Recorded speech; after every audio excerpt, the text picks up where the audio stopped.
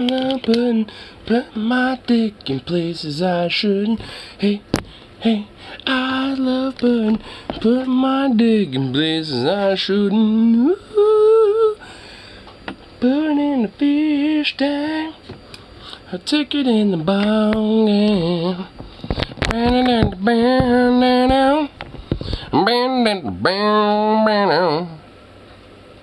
Hey, hey, hello. Late night situation going on. Cause why not? Why the fuck not? So fucking drunk right now. Well, let me re-up.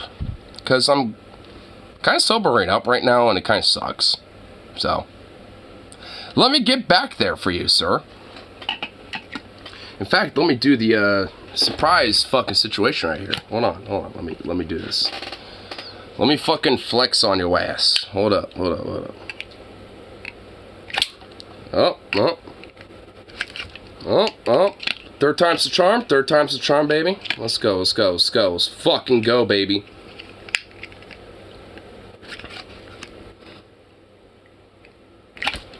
Fuck! Damn it, come on. Fourth time's the charm. Damn it.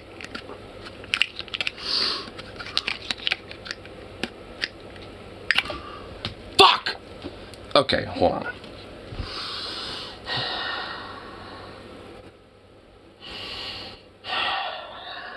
Switch cans.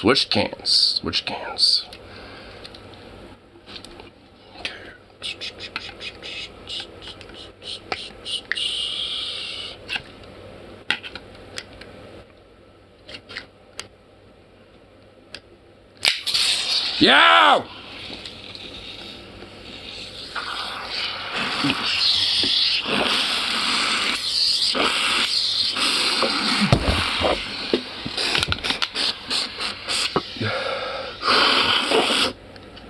Woo! There we go.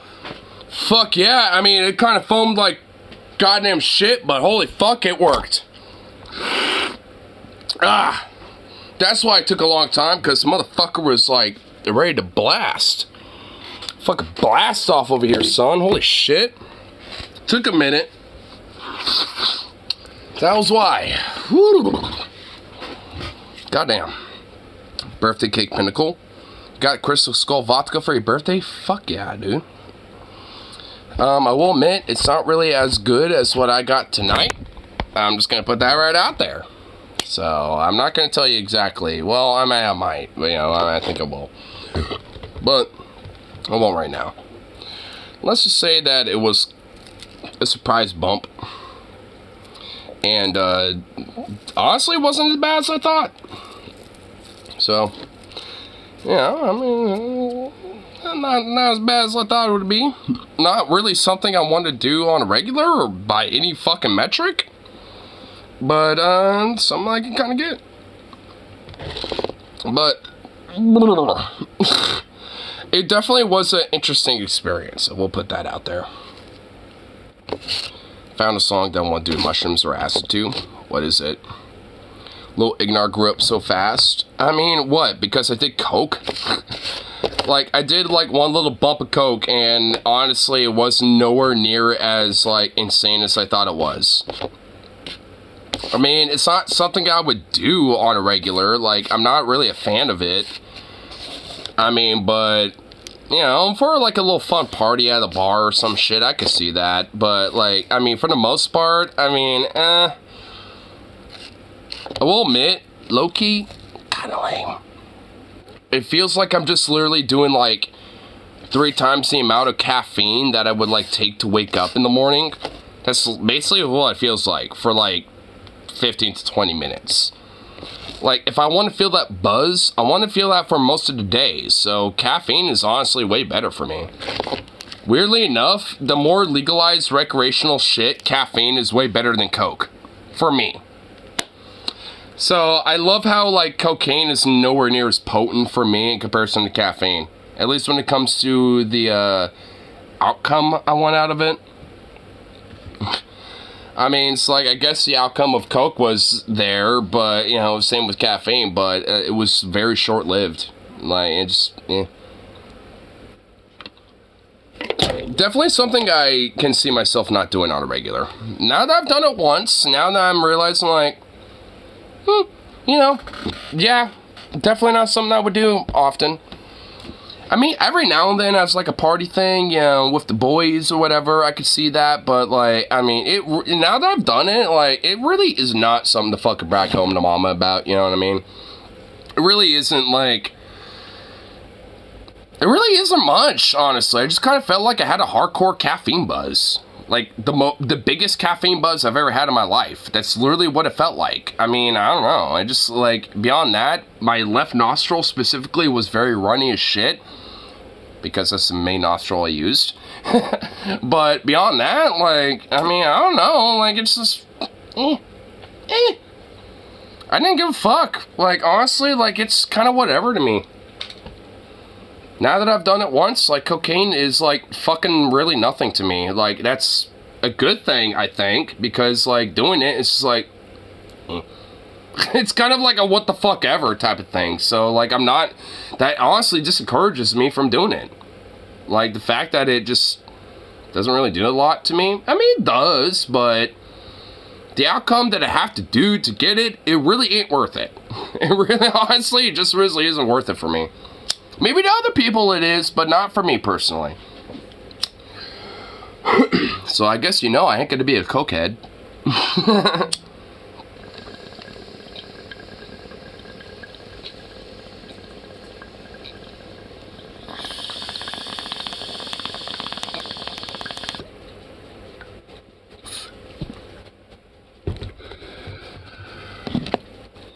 Am I just drunk or are you cute? Both. Not only am I cute, but you're also drunk. So, you know, you got both going on. Oh, actually, when I was at the karaoke bar, so, preemptively here, I decided to go to the karaoke bar tonight. God damn it, fucking charger. And, because my friend Tyler was there, so he was able to kind of, like, pitch in for some drinks for me, so I kind of owe him for the next time we go to the bar, but at least, he was, like, able to kind of clutch up for me for the night. But, honestly, I'm kind of glad I went tonight, you know, in a weird way. Like, I was, like, saying I'm, like, overdrawn on my account, I'm, like, negative in money, I don't even want to bother, but my boy was over there, I was like, you know what, fuck it. So I decided to go, and you know what, I had no regrets. Because, you know, like, I basically was able to get drunk like I normally would at the bar, but for free. And, you know, honestly, it got a little more fun beyond that. I tried some pretty interesting political conversations, funny enough. There's a guy, Peter, that is really fucking excellent, like, as a vocalist. Like, he is great. And, though, I kind of started finding out about some of his politics, and, I think he's kind of, like, been, I don't really want to say propagandized, but I think he's been misguided by some of the right, so to speak, because he, has said, like, that, like, the left has become more, like, Nazistic in America, in comparison to back in the day and shit like that. And I'm just like, oh no, oh no, oh no, oh no, I know, I know, I know, I know, no, no, no, no, no. I was sitting here just like, oh no, oh no, oh no, oh no, oh no, oh no. Left Nazi, dude. Well, look, like, I mean, my immediate brain was thinking, you're a fucking idiot, I want to shut you the fuck down immediately, blah, blah, blah. Like, and dude, look, you do not know how much my brain wanted to shut his ass down. So, I'm thinking here, like, alright, look, I got tough skin, I can handle his weird claims about, like, the left or this and that and socialism and shit. Because, look, I mean, I will be honest, I've talked to him enough, you know, back and forth wise, you know, when it comes to these topics, to know, look, he's just misguided. He doesn't really exactly know what socialism is, or what, like, capitalism and, like, unions and authoritarian versus libertarianism. Look, he's just one of those Americans who legitimately are kind of a little ignorant about, like, the true core root of what these philosophies are meant to mean. You know what I mean? Like, he's just one of those dudes who I think just doesn't quite 100% get it, and You know, he's an older guy. You know, he honestly is legitimately an older dude. He's been around the block for a while, and I think, you know, that might play a role to it to an extent, where I think, you know, the current, like, American paradigm that he's growing up with is, like, you know, kind of more or less, like, at least in some part, a correct idea, but, like, I don't know. I really honestly don't know. I mean, to be fair, I really don't 100% know where his root of his politics, you know, lie. I just kind of know that it definitely is more conservative leaning, and I have been able to like, you know, kind of break that down and have him agree with, you know, the aspect of, like, you know, the top 1%, aka the rich and the elite, are the ones who are, like, you know, fundamentally scapegoating us, you know, as the common people / proletariat, blah blah blah, whatever you want to call them, like, and has, like, fucked all of us over and used scapegoats and different red herrings and different things, you know, to distract us. And, you know, and to him, he's agreed with that. I mean, you know, the thing is, when it comes to the core ideas, he kind of agrees, you know, with that type of shit. I mean, so, you know, and honestly, when it comes to, like, the whole contact theory / like, idea of, like, talking to someone who might be kind of conservative, you know, in comparison to you, like, I mean, he's kind of a dude as an example of, like, one of these type of people. Where you can honestly look at, like, elements where, you know, there's some genuine agreement, you know, to, you know, like, what they might believe, but, like, where they're pointing that type of shit might genuinely be misguided, and honestly, like, a lot of that type of shit might be very heavily conflictual, you know, and heavily, against, you know, the broader interests of what he's actually, you know, wanting, you know, so to speak, you know what I mean? Like, and he kind of strikes me as one of those guys. Like, I think he, like, gets it, but doesn't really realize where the real fucking root of that shit is. And I think a lot of fucking people are in that way. I think a lot of people are in that fucking, like, position. She saw weed candy packaging on Facebook and was like, they shouldn't package weed candy like that. It looks too much like regular candy. Get the fuck over it. That's how I honestly, personally, get the hell over it. Like, I mean, most of these marijuana candies, like the edibles, they are packaged in very specific, like, containers that are, like, regulated by the state. Like, if they happen to, like, package it where it looks kind of like candy, well, guess what? It's not the same fucking, like, you know, shit that's sold at a convenience store, like M&M's or something. Like, it's pretty distinct. It's pretty obvious. Who cares if it's sold like candy? Like, like, most of the edibles that are sold, you know, to us, you know, when it comes to dispensaries, are either sold in those little plastic, like, pill containers, or, like, little, like, cardboard little mini baby boxes that you can open up, and there's a little container full of, you know, edibles. Like, I mean, it's, like, they're very distinct, and they're very fucking obviously separated legally when it comes to the purchasing of those products. What about the children? Frankly, fuck them then. Like, you know what? Honestly, like, frankly, fuck them then a little bit low-key. Like, because at the end of the day, if those children are going to go to adults who are going to go to those dispensaries and purchase those products for those children, fuck on the adults. Fuck on those people. Fuck on the people that enable that shit. Not the children who are a little, like, you know, eager about the taboo of marijuana. Don't fucking hit on those kids. Like, hit at the adults who are willing to enable that shit. Like, I mean, they're the problem, not the kids. Like, if a kid wants to do an edible or smoke a joint, that's on the child.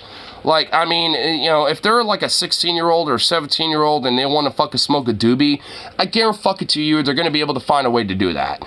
Like, I mean, you know, if you want to minimize that problem, they get the adults who can legally go into these dispensaries who are purposely buying these products, you know, for children and for teenagers, and crack down on their ass. I mean, it's like, I mean, that won't, like, eliminate the problem of teenagers smoking weed, obviously, but if you really want to truly crack down on that issue, crack down on those people. Because they're the ones that are enabling that problem, not the kids. The propaganda is strong. It is. I mean, it sadly is strong as fuck. Because the thing is, your mom should be smart enough to realize that situation. I'm a fucking retard when it comes to law and, you know, and lawyer bullshit and stuff like that. And even I can understand that shit, bro. I can get that shit. It doesn't take a fucking genius to realize that. I'm not trying to say your mom's stupid. I don't think she is. She's a very smart, intelligent woman. 100%. But, like, I mean, this is one thing where I think that she absolutely has a blind spot. And plenty of people have these fucking blind spots. I mean, you know, there are people that are willing to be laissez-faire about different substances or different things and shit like that. But when it comes to marijuana or literally any other drug, it's suddenly like, holy fuck, it's the most scariest thing in the world. For the longest time, cocaine was like one of those things for me. And, you know, look, I'm just, you know, being honest, tried some of that earlier tonight. Honestly, ain't cut out like it is. I don't really, I mean, I never saw the big hoopla over it, you know, prior for me trying it. And now that I tried it, you know, once, and probably the only time I probably will for a long fucking time, it didn't do really shit. Like, it made me feel, like, energetic for a while. It made me feel stimulated, like I had caffeine in me, and that's literally as far as it went for me. Like, it didn't do shit, and frankly, fuck Coke. Like, I mean, honestly, like, if that's what it does for me, then I might as well fucking, you know, take an espresso shot or something. You know, I might as well, like, you know, drink coffee. Because that's what it treated, you know, that's how it, you know, felt like to me. It's like being really heavily stimulated on caffeine, but for like an hour. It didn't really do anything to me. So, fuck that shit. Like, I mean, it's more or less fuck that shit, and now at this point, because it doesn't really do shit to me, honestly, at this point. Like, I mean, I've tried it, you know, and, you know, it was fun. I mean, I will admit, it was kind of fun and stuff, but it don't do shit to me. Like, like, all it did is kind of annoy my fucking nostril. Like, my left nostril still doesn't feel 100%. It still feels kind of annoyed. You know what I mean? Like, it still feels, like, runny and, like, mucusy and shit. So, it's just, like, if anything, honestly, there's, like, more negatives than positives. I'm starting to realize that. Like, Like, I can see, you know, Coke being fun every now and then, but, like, it really ain't my shit. It now that I've tried it, it ain't my shit. And, you know, I'm kind of glad that, you know, I've found that out. Like, it ain't my shit, so there you go. It ain't my shit.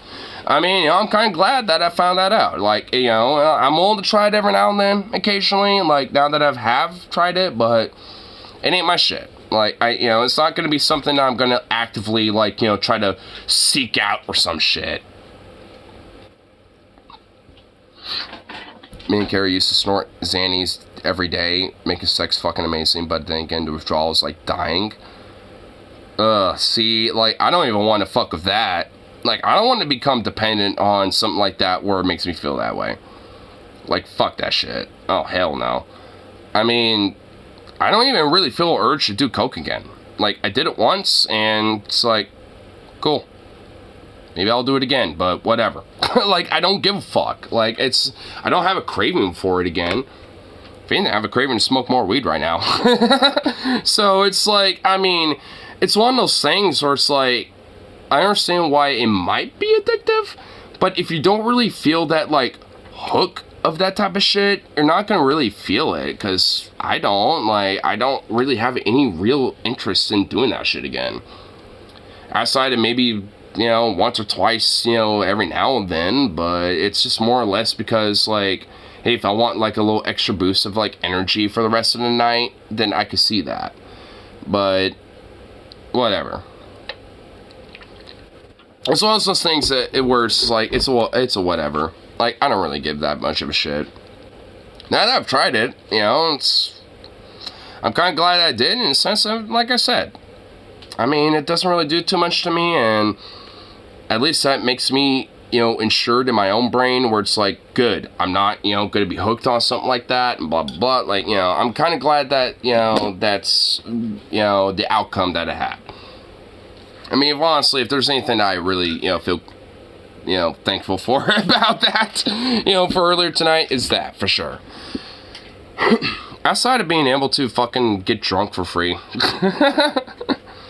But that's just because of my friend. Like, my friend Tyler happened to be at the Duffy's tonight, and that's literally the only reason why I went, to Duffy's, to do some karaoke, because my homeboy was there tonight. He kind of clutched up and hooked up some drinks for me, so, good little fun night. Because honestly, I wasn't even really thinking about, like, streaming or really doing anything today. Like, I was just like, man, I'm overdrawn on my account. There's gonna be overdraft fees, which I know that's still gonna be a thing, and I'm probably gonna be like 40 fucking bucks overdrafted because of the bank, because they do like a 35 overdraft fee for even like a penny, overdrawn and shit. Like, I mean, like, my bank is trash for shit like that. So, I mean, frankly, like, I got problems I need to really, like, worry about, but I mean, it's like, at least have friends to kind of help alleviate that, in the sense that it ain't stacking on that problem. Because I mean, the only reason I went to the bar is because I know that I had some friends that were able to clutch up for me tonight. And hell, like the dude I was talking about earlier about, like, the politics and shit, I mean, he bought a shot for all of us. Like, so I mean, even though we might not necessarily 100% agree on everything, I mean, hey, doesn't stop us, from having a shot together, and he, is paying for it, right? Like, I mean, that's kind of the thing. That's why, at least for me, I, like, will look at someone that I might not 100%, specifically, at least politically, agree with, and still be like, hey, you're still a homie to me. Because, like, hey, you paid for a drink for me one night, I'll do that for you back. Like, we might not agree 100%, and, you might think I might be incorrect here, and I might think you're incorrect there, and blah, blah, blah, but whatever. We all have a kind of a broader common goal, and we can at least recognize that. And at least 5 to cover the bank's monthly fee. I mean, look, if you want to know my situation right now, I'm like 11 bucks overdrawn on my account, and it would be like a $35 fucking fee, to let it sit there. So I don't even want to look at my account right now, because it's probably that. And I mean, because I don't even know. I don't even want to look at it.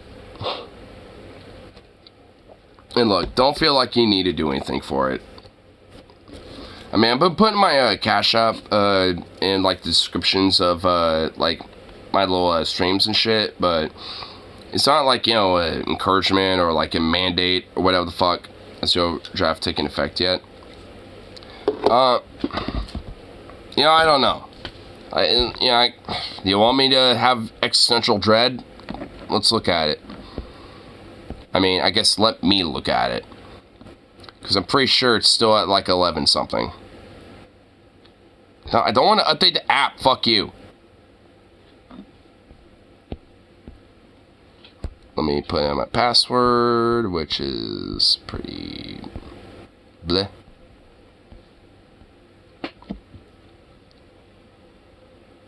Yeah, it's still at, I mean, here, you want the exact number? $10.31. I'm overdrawn by that much. $10.31. And it's still there. It says that my account is overdrawn, and there's a way to take action to stop the overdraft fees. Blah, blah, blah, blah, blah. I could just throw you 15. I mean, if you want to throw that on my PayPal or Cash App, then, like, look, I'm not going to stop you, bro. I don't want to do that to you, but I do get paid every Thursday, so if you do that, I will hook you back up. I mean, at least for you specifically. I mean, because, like I said, I put my PayPal, or at least, Cash App specifically as like a tip, but, for you, I want to pay you back. I mean, you're definitely someone I will definitely do that for. Especially if it's like, some money like that. Because honestly, the only reason why I want something in there is just so I can not have to worry about the overdraft fee. Like, I mean, if there's like at least, something there, like even if it's like 5 cents in the positive, I won't get some stupid fee like that. So it would at least be okay, at least until after that. So whatever. I mean, like I said, I mean, it's not something that you have to do, but if you want to, then, hey, I mean, I can stop you. Check PayPal. Oh, fuck me. He did it, didn't he? Alright, I'll check it really quick. Alright, we're doing it right now. I'm looking at it. Hold on. Oh, I got a notification, motherfucker. You really did, huh? Okay. Alright. Hey. You know, that helps me make sure that I'm not in a negative and get the overdraft fee, so... You know, hey. From your... user... Well, I'm assuming that would be it.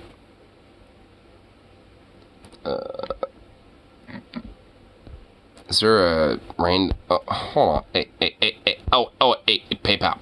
Hey. Oi. I don't want. Oh my god. Okay, PayPal's being retarded. Don't be doing that.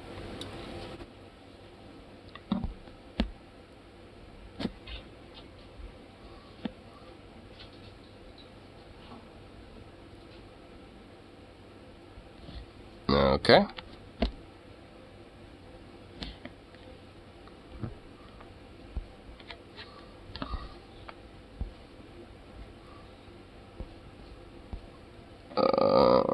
Substitute.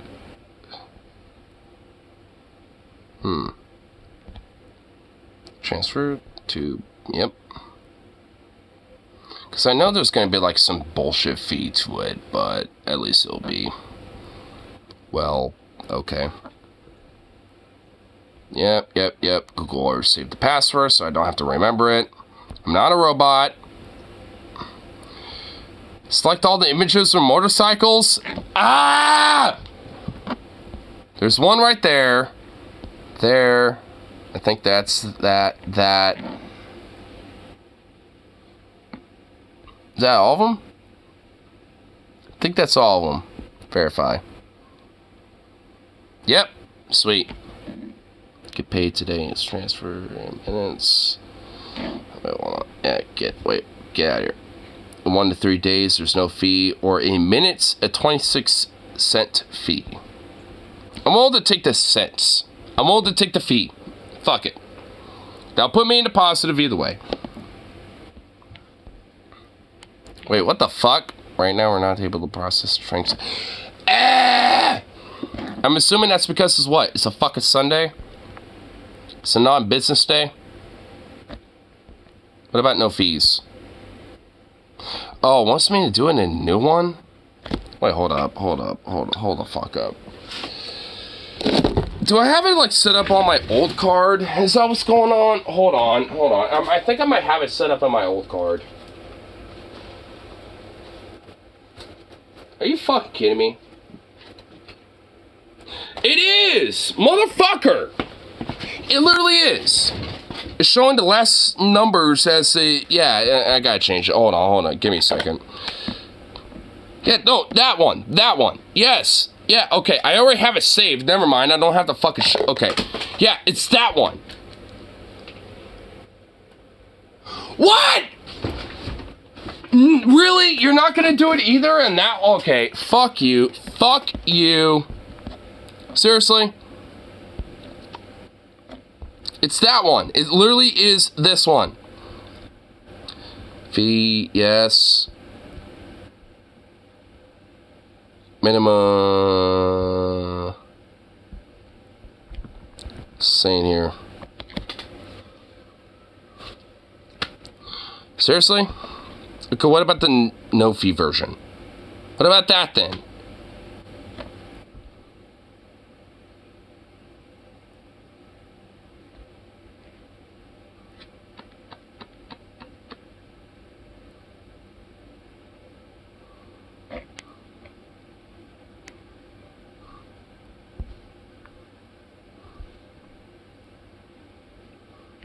Okay, yeah.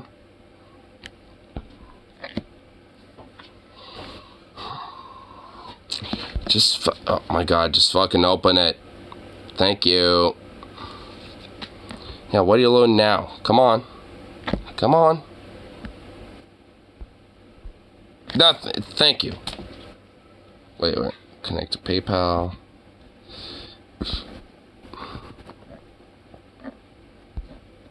Okay, yeah, you're fine.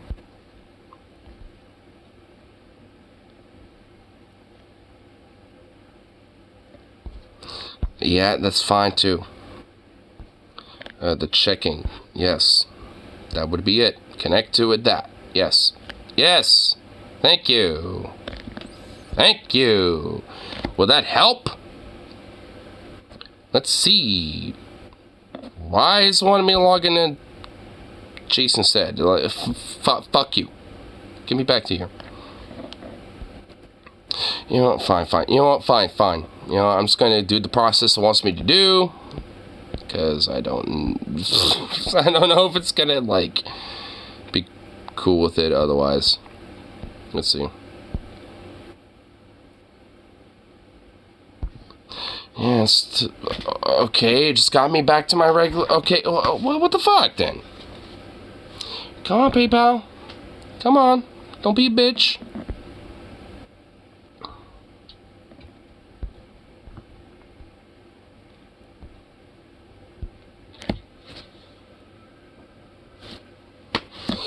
Fine. You know what? Let's just... Maybe linking a new account would help? I hate this. This is honestly kind of annoying me.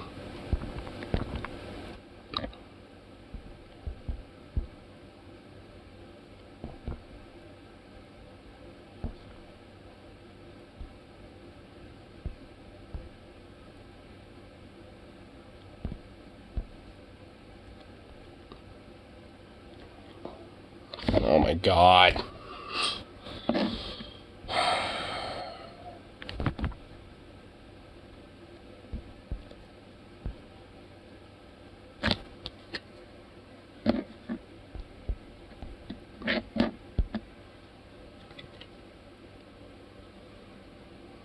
Okay, I linked it.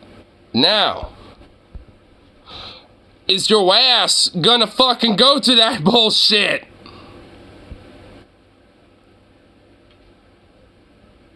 Oh.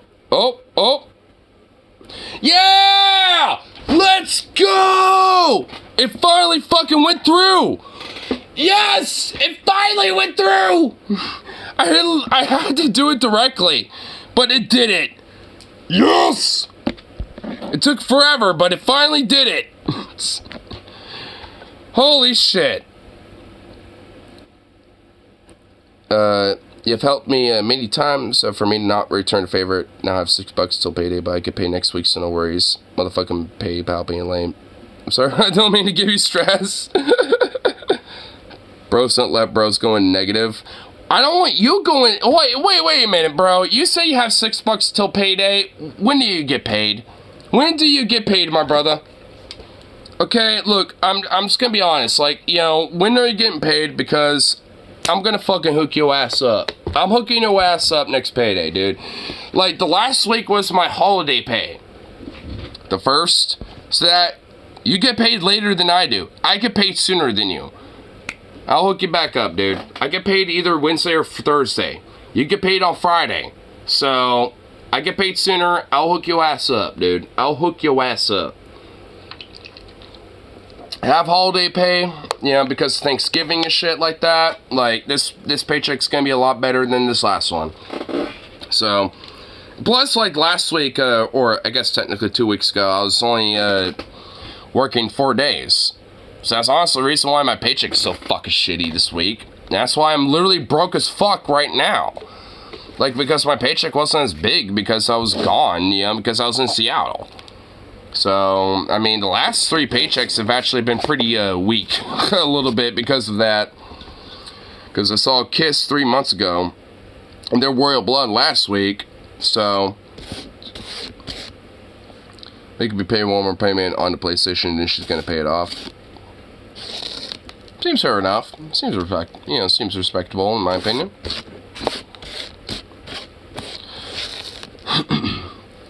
I will admit, I'm not gonna spend a fucking dime of the money you sent me. Like, nothing is going to be touched, by the way. The only reason why I accepted that was because, like, it would not make me go into overdraft fee bullshit. So I was able to at least, you know, like, kind of clutch up with that. Wait, hold on. I need to make sure it goes into my account specifically, actually. Yeah, I'm going to confirm that. I just want to, like, you know, make sure. Doesn't show it, I guess. Here, let me, yeah.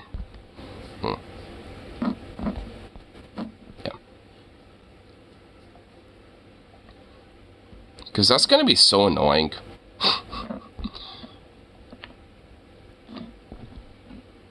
Boop. Boop, boop, boop, boop, boop. Boop. Boop, boop.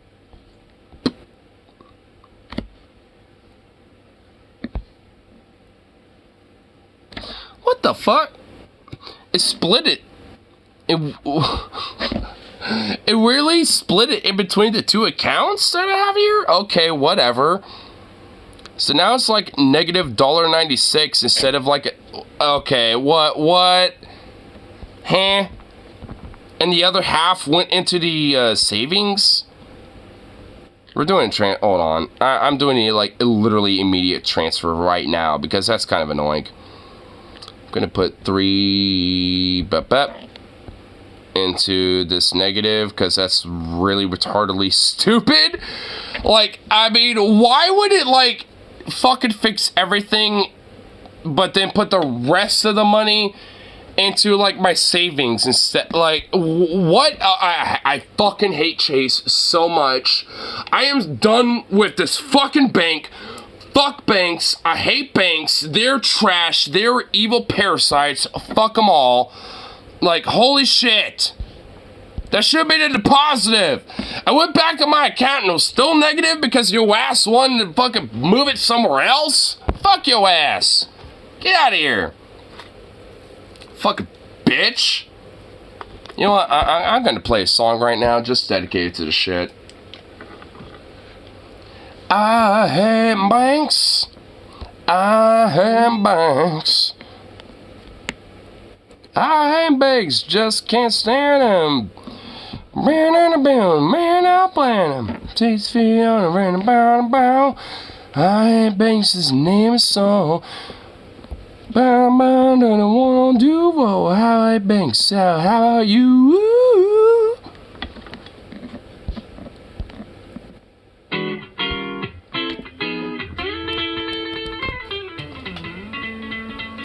Oh. Do you cut more bucks? No, you're good. You're good. Don't do it. Stop. I was able to fix it. All your money went to my account. They decided to split it in half for some reason. So I had to like make sure it got back in there properly. That's all. Don't do anything. You're good. Financial institutions, they think they're highfalutin.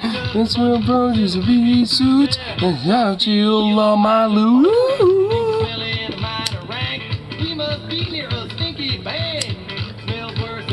Fuck. Suck my meat. Oh. Ow, ow. Really banks, it's just that simple. They're around. Now let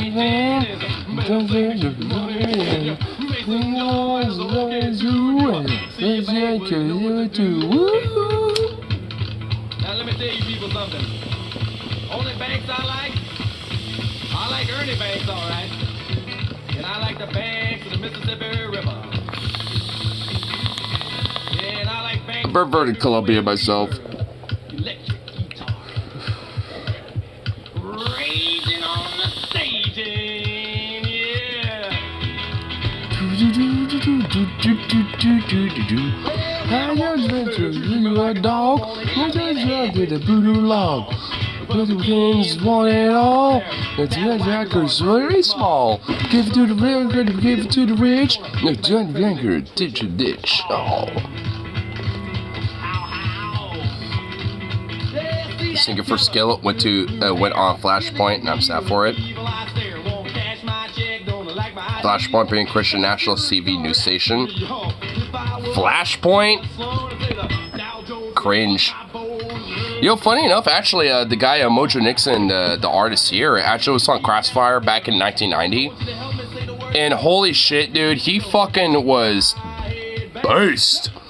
Like, dude, this guy is so legit as fuck, and he crushed a Missouri fucking state representative and Pat Buchanan all in one TV show.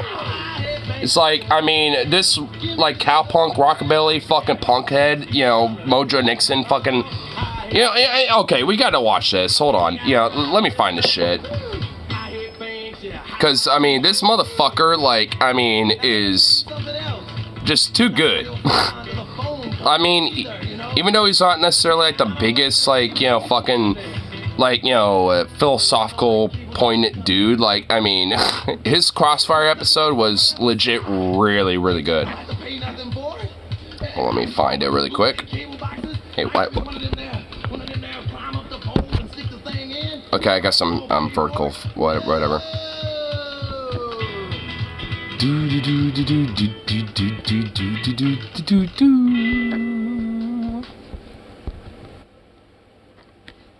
Yeah, here we go. Yeah. Alright, hold up. Okay, YouTube's being retarded. Oh, there we go. Here, we're gonna put this up on screen. There we go. Yeah. Screen gonna work? Yeah, it is. Here we go. Let's check this out.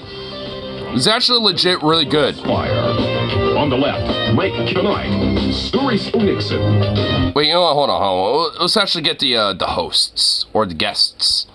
Sex, violence, and rock and roll. In the Crossfire, Missouri State Representative Gene Dixon. And in so we have a Missouri State Representative back in 1990, Gene Dixon. Or Janine Dixon. Rock musician Mojo Nixon. And Mojo Nixon.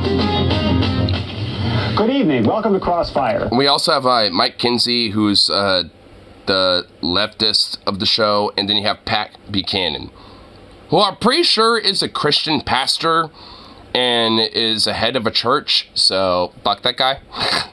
7:30 p.m. Eastern Time. Do you know what your child is listening to? It could be something like this from a rap group called Two Live Crew. Two Live Crew, oh shit. I literally never ever heard this band or this artist until this show. Until I saw this episode. I'm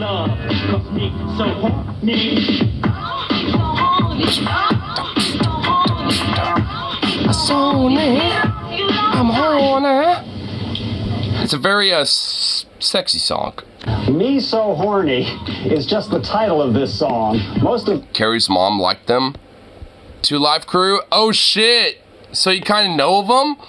I've never heard of them up until I heard of this Crossfire episode of Mojo Nixon, which you can find directly on Mojo Nixon's YouTube channel. Are too rude even for Crossfire. Booty. And the oh shit! Has sold more than 1 million copies in the past 6 months. I love how, like, you know, being in the G-string was something that was so sexually explicit that you had to censor it back in 1990. Nowadays, you don't have to censor it, but back then you had to.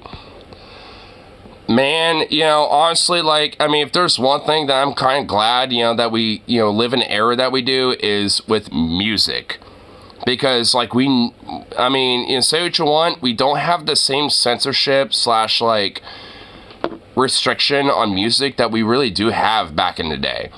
I mean, you know, because it's kind of hard to really restrict it now. Like, there's, like, so many independent, like, record labels, like, independent music artists that are just doing their own thing outside of labels and shit like that. Like, I mean, it's...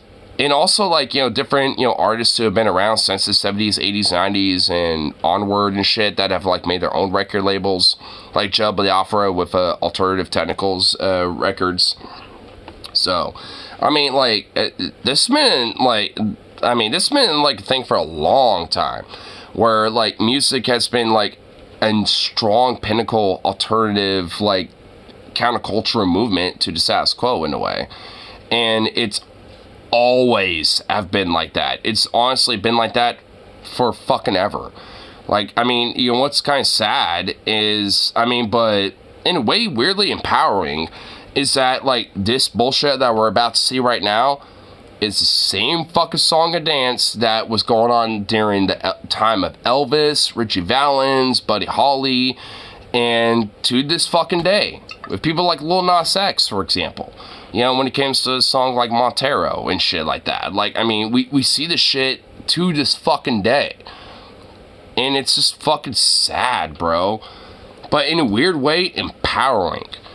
Like, I think, you know, this idea of, like, you know, trying to repress music is very sad. But the idea that music artists, and there are musicians and artists broadly that are just, like, challenging that mentality every fucking day, every second of the fucking week, you know, and any opportunity, basically trying to, like, you know, push those fucking boundaries, it just gives me hope. Because, like, we had it so much worse. We've had it way worse, and you're about to find out why. Because honestly, shit back in the day was unironically way worse politically when it comes to shit like this in comparison to today. Years ago, the record industry agreed to voluntary labeling of records with violent or lewd lyrics. They were recalled for censorship for having a tongue out. I think they might talk about that, not directly with Kiss, but I'm pretty sure they talk about shit that you're talking about right now. I mean, look at this fucking censorship logo. Support this Stop the Violence movement. Like, this is literally a logo that is on a label for a fucking vinyl album. This is, like, that right there. This is a censorship fucking, you know, logo for the rest of the album. Because explicit lyrics, parental advisory. Because Mellow Man Ace apparently has, like, a lot of fucking, you know, explicit lyrics, you know, when it comes to their fucking albums. Like, wow. Oh, no. Man, they should realize what the fuck metal and rock and roll and everything else is. I mean, that's the reason why they call the segment Sex, you know, Drugs and Rock and Roll. Dad's mom said Kiss stood for Knights in Satanic Service. Nope. I've seen Kiss live, and no. They literally just fucking, like, perform and, you know, just make an awesome stage show. That's all they do. They just make a really fucking cool stage show that looks very, you know, counter-cultural and is against the broader status quo of what, you know, is deemed, quote, civil. Like, I mean, say what you want about Kiss about being mainstream and shit, because they certainly are. Like, and all that shit, but I don't know. At the end of the day, they are 100% like countercultural. Like, I mean, they are not exactly, you know, a movement slash like a band or a group or even a brand that is, like, you know, in favor of the status quo. They just aren't. I mean, maybe certain levels and certain elements of, like, that band might be, considering that they've been around for quite a long time. Same with my hiccups, which don't want to go away, apparently. But, I mean, they're one of those bands that I think, you know, kind of transcend time, almost. Because there's, like, a lot of, you know, people, like, my age, that, you know, really genuinely like that band. Because, I mean, a lot of their sound, a lot of their, like, cultural ideas, their movement, and shit like that comes with that band, that's kind of transcended a lot of the, like, the musical movement slash, like, brand aspect of that type of shit, which I think is kind of good. I mean, even though there is a lot of, like, branding behind who they are specifically. I mean, like the corpse paint, or, like, you know, the different, like, you know, black and white paint that they present, or like a lot of the more quote-unquote demonic aspects of their art and shit like that. I mean, a lot of that transcends who they are, because there's a plethora and a fuckload of bands, from black metal, melodic death metal, power metal. I mean, you got bands like Ghost, for example, that are a little bit more like, you know, akin to rock and shit.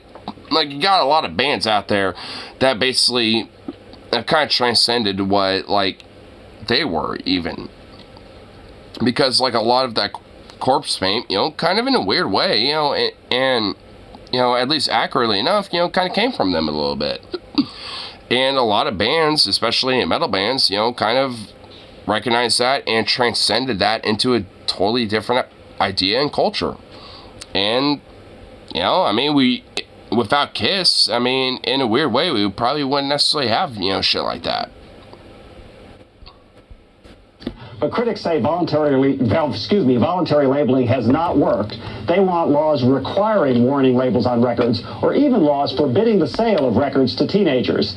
Is this prudence or censorship, Pat? And this was back in the 90s, by the way. In fact, not just the 90s, but 1990. This was in the 1990, like the turn of the century of that era. And they were making the same fucking arguments that we see today when it comes to social media, when it comes to different music today and shit like that. I mean, we're seeing, you know, I mean, notice the commonality, you know, when it comes to the arguments being made now in comparison to today. I gather. Okay, I want these hiccups to get the fuck out of here, because holy shit, they're annoying me. Can they go away, please? I'm just gonna hold my breath and just hope that it fucking goes away because that seems to be the best way to get rid of it. Go away.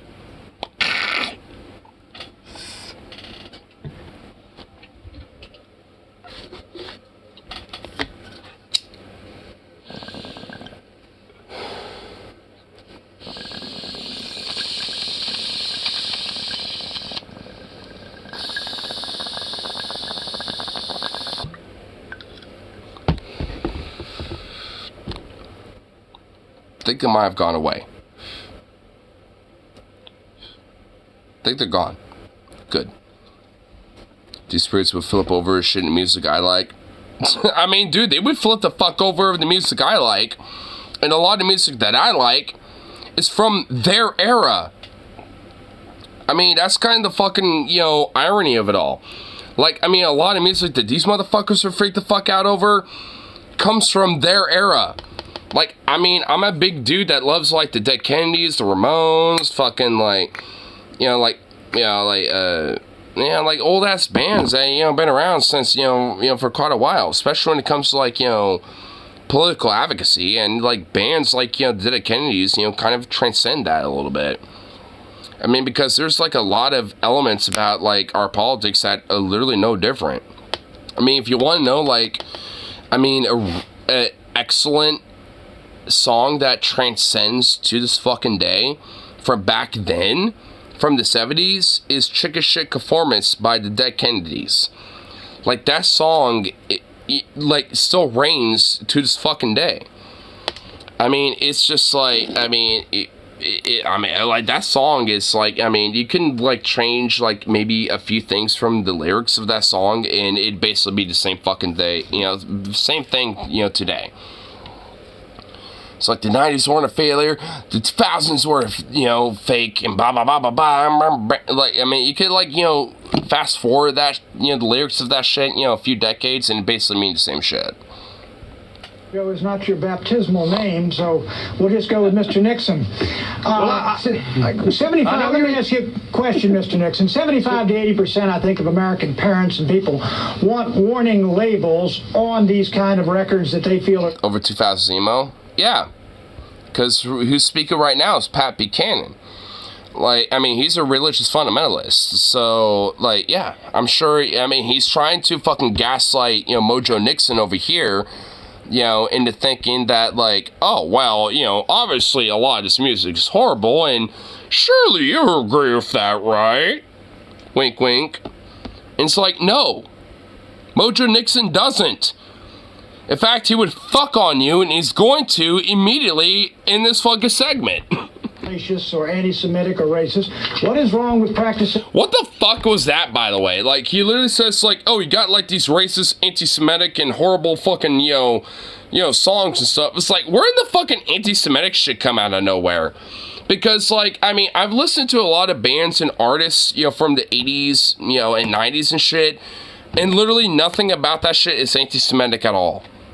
Like, what the fuck is Pat Buchanan saying when he says anti-Semitic?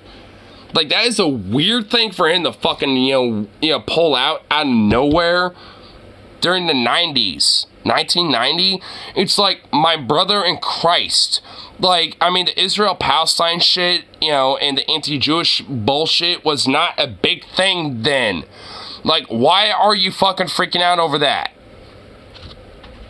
You gotta seek out racist and anti-Semitic music. I know, bro. He's literally gaslighting Mojo Nixon and thinking that his music is in support of shit like that. That's fucking wild, bro.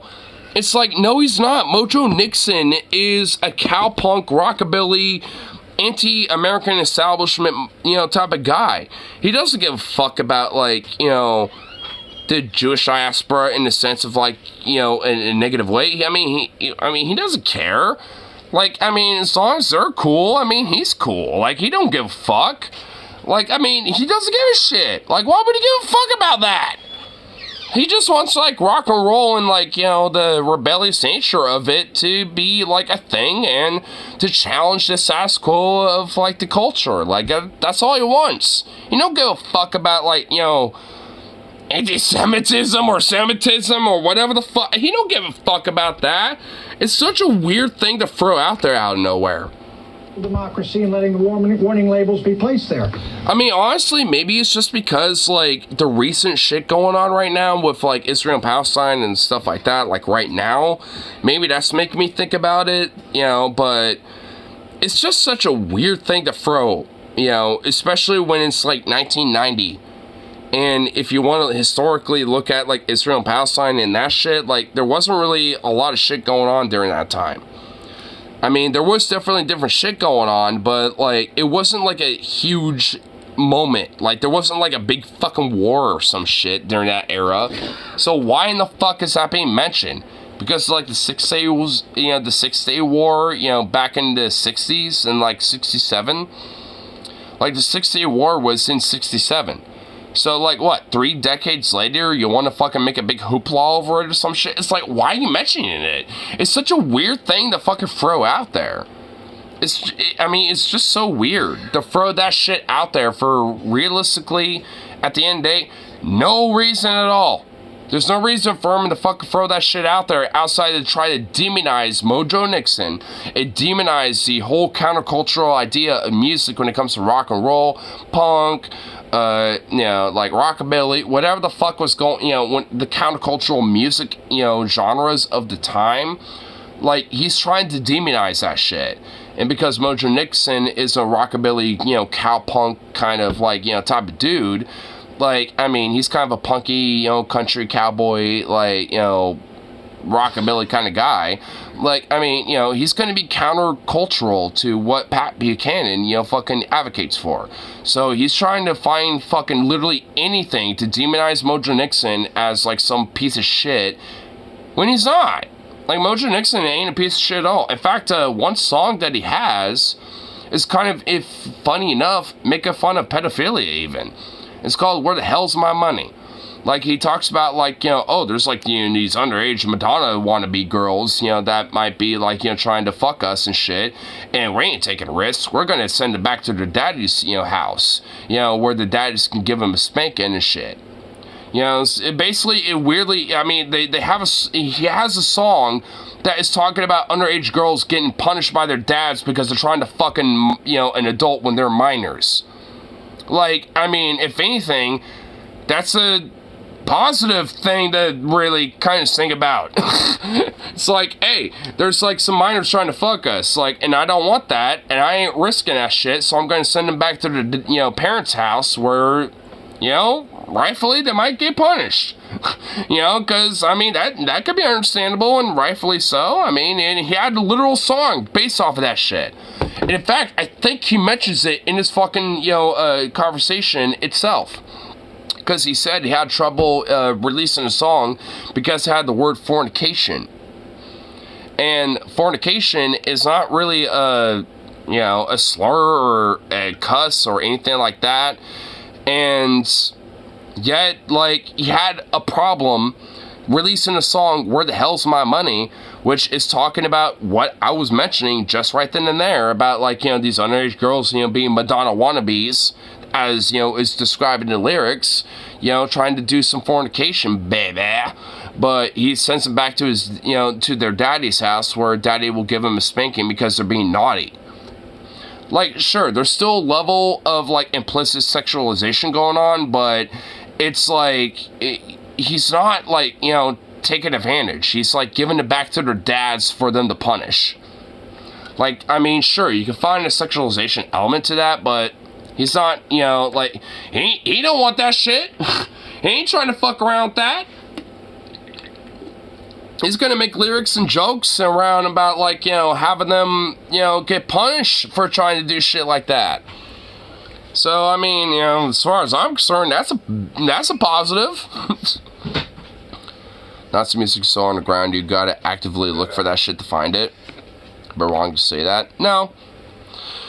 But, there are a lot of conservatives / like Nazi, folks that are, kind of tangential in different communities, like the punk / metal rock communities and stuff like that, especially in Europe, where there's a lot of conflict with shit like that.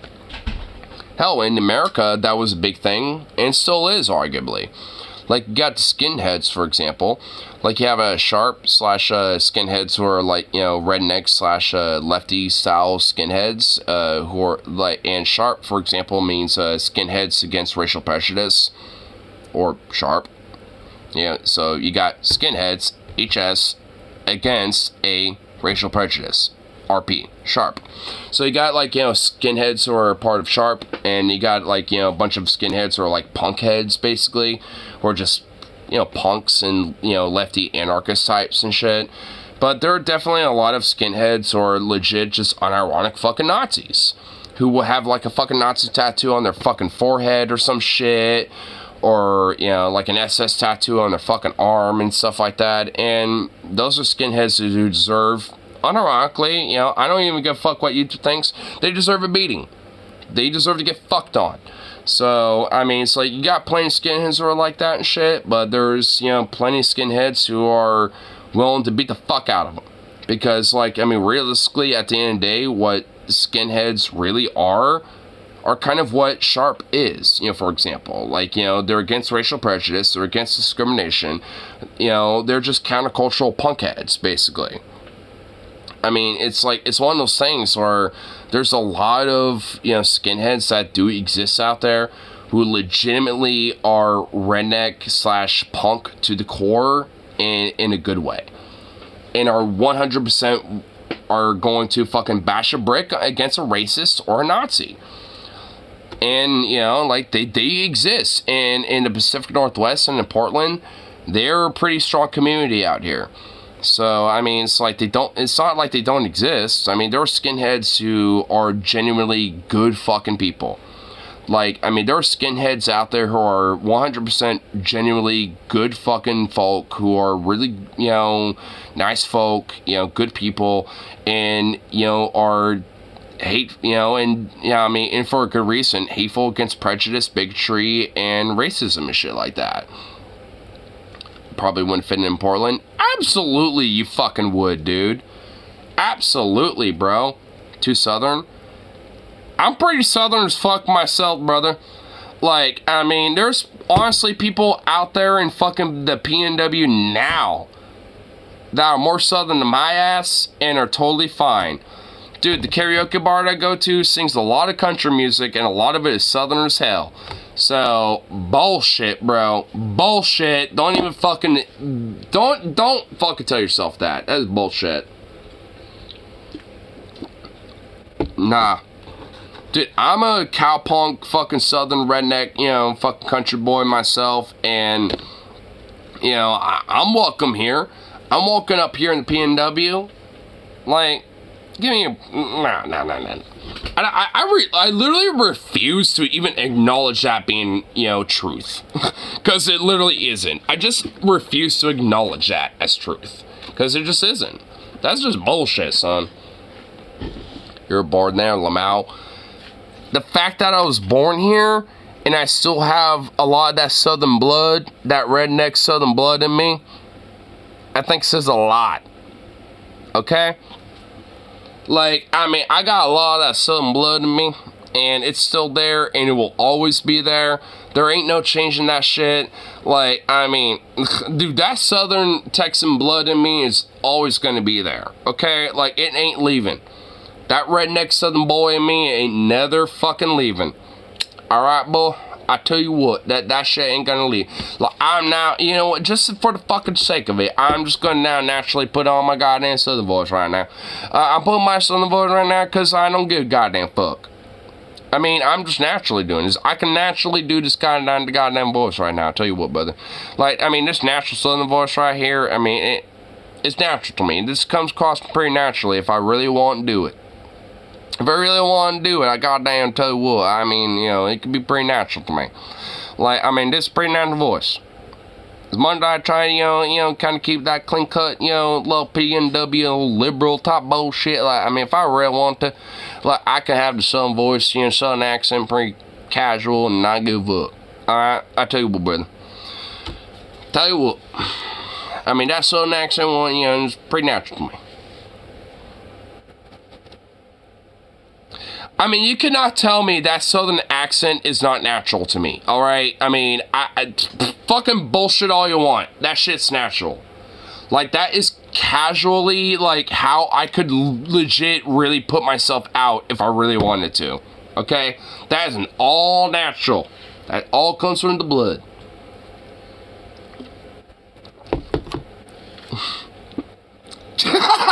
You got accused of being a Yankee? For calling a soda a pop? What? Oh my god. Some Cracker Jack motherfucker literally called you a Yankee for calling a soda a pop? Dude, that's what it's called up here. In the PNW, it's called a pop. Or, so, I mean, I guess a soda or a pop or, like, I mean, or anything else in between. I mean, I call it either a soda or a pop or a Coke. I mean, if I'm, like, asking for a Coke, I mean, I'm more specifically thinking Coca-Cola. But if it's a Pepsi or Dr. Pepper or anything else in between, I don't give a shit. I don't care. I mean, what the fuck? Oh, my God. These dumb boys got, you know, some sad diversity, because there ain't no goddamn diversity, I tell you what. There ain't nothing. Ain't nothing. And it's just bullshit, I tell you what, brother. The guy got some coffee, got, you know, got a little bit of seasoning, a little got Cajun spice to it, you know, I tell you what, but, you know, you all got like some bland white boy bullshit, I tell you what, you know, for the most part. You got a lot of white boy bullshit, and it's just unfortunate. It's unfortunate, I tell you what, boy. Again, I mean, if you don't think that southern accent come naturally, think again. Because again, that was all natural right there. Unironically, that was natural for me as fuck. It really was.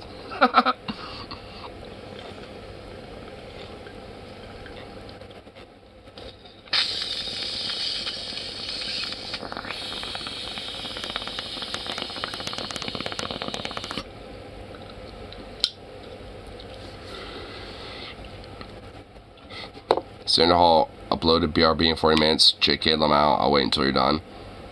Center Hall uploaded something. Oh, whatever. Well, democracy might be. Let's look at this again. Or back to this. Or racist. What is wrong with practicing a little democracy and letting the warning labels be placed there? Well, democracy might be interrupted by a little thing called the Constitution, a little thing called the First Amendment there, Pat. I think that parents have a responsibility to their children, not to other people's children. True. Based and true. Well, look, there's no one violating. You know, yeah, like the whole idea of like, you know, putting warning labels and restriction labels and making teenagers like forbid, you know, purchasing, you know, records and stuff and music and shit and albums. That's against the Constitution. That is true. So maybe it's the onus of the parents to maybe like, you know, fucking like regulate what their, you know, kids might be into and shit to, you know, I don't know, like restrict them from stuff like that if they really feel that way. The warning label just makes me want to buy the music more. Exactly. That's why Mojo Nixon's so on point. Like, I mean, he's basically saying it's like, hey, if you're gonna add the fucking warning label, that's gonna entice those kids to, you know, have, you know, that music more. So it's, you know, and even if we're gonna take that aside, it's against the Constitution. Like, I mean, you know, what about freedom of expression and freedom of speech and shit like that? I mean, like, that's music right there. It's expression and speech. That's music inherently. So the idea that you want to restrict that and put warning labels on it is inherently against the idea of the First Amendment of the Constitution. Absolutely. I mean, Mojo Nixon's correct on it. On top of that, it's like he's basically advocating, like, yo, parents, like, why don't you fucking focus on your you know, on your kids a little bit? Like, why don't you focus on them and maybe, you know, listen to them and maybe understand their voice and their, you know, why they're into the music that they are, and maybe listen to that shit a little bit. Even if you don't like it, like, understand what the fuck it is. Like, I mean, because maybe it really ain't that bad. Maybe, if anything, it's a genuine positive outlet for, you know, that child or for that, you know, teenager or some shit. Maybe it is. Rights, I think, of this crowd. By the way, this gets way better because the fucking Missouri State Representative, Jean Dixon, she says some shit that is fucking parody beyond recognition. Is it Crew something or other, Michael, that wrote Me So Horny? They're allowed to say what they want, but what we have here is a product. Now, just like the FDA requires warning labels, you got warning labels on cigarette advertising. What is wrong with the state putting a warning label on a product like this, where Ice-T apparently has his own warning label? What is wrong with the state simply doing that? Because that is a freedom of expression. Music is an art form. You know, doing things like drugs and selling drugs, or, you know, or selling, like a different product like a Coca-Cola or like a hamburger or something like that, you know, when it comes to being a restaurant or shit like that. I mean, regardless of what the fuck it is, like, that would be a product. When it comes to music or a book or a movie, that's a form of artistic expression. And that artistic expression can be capitalized and, you know, have money made, you know, off of it, for sure. I will agree to that. But at the end of the day, it is fundamentally expression of speech, an expression of art, an expression of ideas, an expression of philosophy, and whatever the fuck you really want to interpret. Like, art is an expression of the human condition. And the idea of the First Amendment, shocker, is fundamentally rooted in the idea of protecting that idea of expression. Like, the reason why the First Amendment is, you know, protective for freedom of speech, expression, religion, etc., is because at the end of the day, it is protective of the fundamental expression of the human identity. That's the whole point. And a part of that is, oh, wow, music.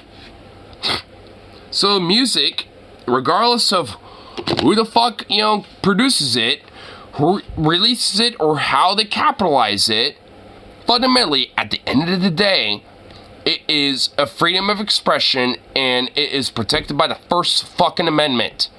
Fundamentally, no matter how you fucking, want to push that shit, whether it's, like you want to make money and capitalize on it, or you just want it out there for the fucking sake of it being out there and it's public domain, however the fuck you want to push it, it is a freedom of expression, fundamentally, at the end of the day, period. I don't think the state's going to be able to define what is it they don't like. I mean, me and you may agree. Exactly. The states cannot define what you do or do not like. Dude, Mojo Nixon, for being a rockabilly little punk, cow punk, little dickhead, in the world and shit, like, he is a smart individual. Like, he is on point with this shit right here. Because, like, yeah, there's nothing about, like, the state that can just, that can really fundamentally, objectively say what is good and what isn't.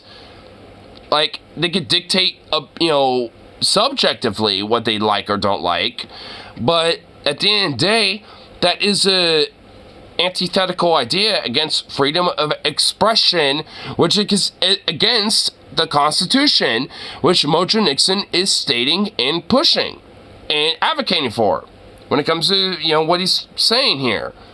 And absolutely 100% correct. Fundamentally. Like, I mean, he understands, like, the fucking country better than these pieces of shit that are supposedly, like, the mainstream, like, philosophers or educators or, like, politicians and shit. Like, this motherfucker's more smarter than all these pieces of shit. And you're gonna find out even more so later here in a second. Oh, he goes, I want to rape your mama is a very bad song. I want to rape mama. Yeah, baby, bam, bam, bam. I mean, what's funny is actually, like, it was weird little voice. Like, that is a voice that he will use for different songs. Oh, yeah, boy, bow. Like, that little voice. I mean, he's, like, he will use that voice, pretty extensively. I mean, it's pretty fun. It's a fun voice. I agree, but at what point, at what point do you put the label on? Does the word fornication? I had a big problem with the word fornication in a song, which is in the Bible. I don't know where you draw the line. I think parents have to take. Exactly.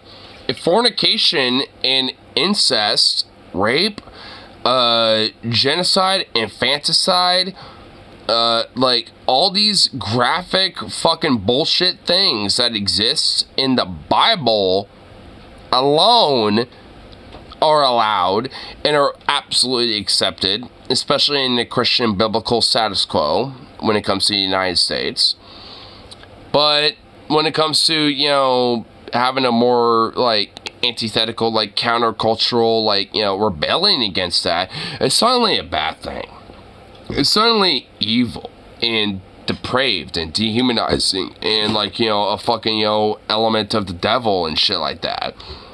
But for some reason, like, and when it comes to, like, saying fornication or maybe talking about sex in a song and shit like that, like, all that type of shit is somehow, like, fucking evil. And in the song "Where the Hell's My Money," like, in the last half of the song, Mojo Nixon mentions fornication. That's what he's talking about. He, like, what I was mentioning earlier, Mojo Nixon's saying right now. Like, I mean, I was correct earlier. Like, I mean, he's talking about the song "Where the Hell's My Money," where in the lyrics, in the direct lyrics of that song, mentions fornication, and he's talking about that right now. He had trouble with a song, "Where the Hell's My Money," where he has in the lyrics fornication, where he had trouble fucking producing that song. And it's a good fucking song. The idea is basically like, hey, the fucking, you know, like venue owners, you know, are robber barons and they fucking want to stiff us over fucking money. And these capitalist pig dogs, you know, basically are looking at, you know, this up and coming work class folks as like, you know, nothing more than pawns for their ass, and, you know, want to make excuses, you know, to pay them as minimal as possible. And I'm going to be the motherfucker saying, where the hell's my money, and putting the fucking 38 fucking, you know, single action revolver up against their fucking temple. You have to let them know, where is my goddamn money? Like, I mean, that was his fucking song. That was the premise of the song, basically. I mean, it's like, I mean, he had trouble fucking, you know, releasing a song, not for the direct threats of violence, but because of the sex element of the song. The fornication element, which is literally in the lyrics. Like, it's not the fact that he's going to threaten to shoot somebody in a song. It's the fact that there's a threat of sex that's in the song. Which is not even a threat. It just happens to be a part of the song.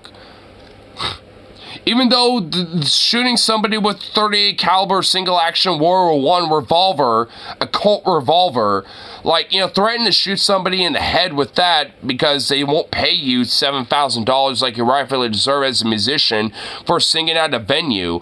Like, I mean, which is literally the whole point of the song. It's like, oh no, that ain't the problem. The problem is the fornication, baby. Like, that's the problem. Like, what the fuck? I mean, it is, like, ridiculous, dude. I bet these proofs hate modern rap. Oh, they absolutely do. Absolutely. 100%. Because Mojo Nixon is a representative of sex, drugs, and rock and roll. He's an OG sex, drugs, and rock and roll, rockabilly, fucking cowpunk, you know, rock and roll country guy. That's who he is. Like, he represents that. Like, I mean, he's an OG representative of that type of music and that type of culture. That's the reason why he's on this fucking Crossfire episode back in 1990. And to this fucking day, this bullshit is still fucking argument. It is still fucking debate to this goddamn day.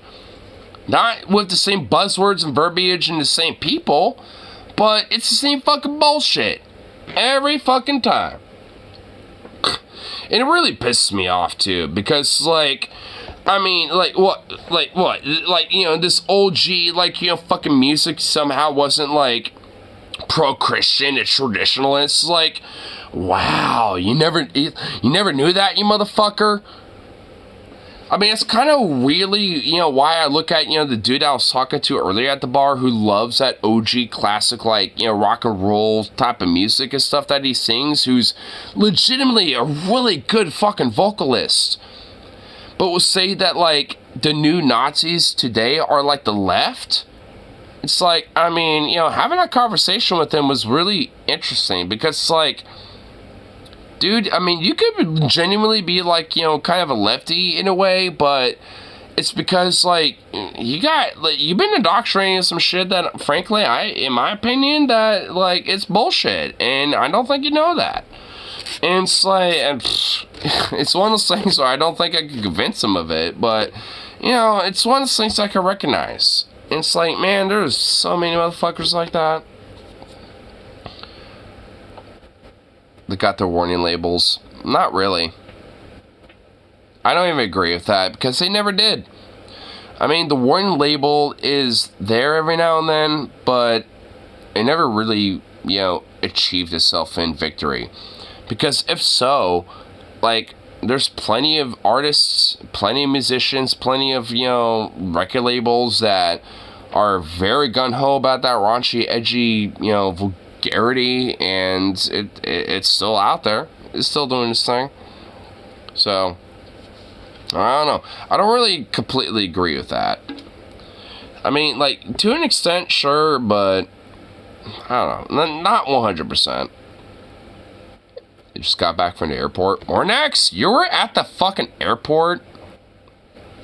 Why in the fuck were you at the airport? What the hell? Sure it's not driving at this time of day. Oh, I bet. I mean, you know, dropped a friend off. Right on. I mean, honestly, I wouldn't be here right now if, honestly, it wasn't for the fact that, you know, my homeboy was at the karaoke bar tonight. I wasn't even going to go there, but my homeboy showed up at like 9. I was like, alright, fuck it. I'm going to show up. You're there. Damn it. You convinced me. And I did some new shit tonight. And, you know, I will admit, it wasn't too bad, but not my thing, you know, but, yeah, not too bad. Let's just say it involves a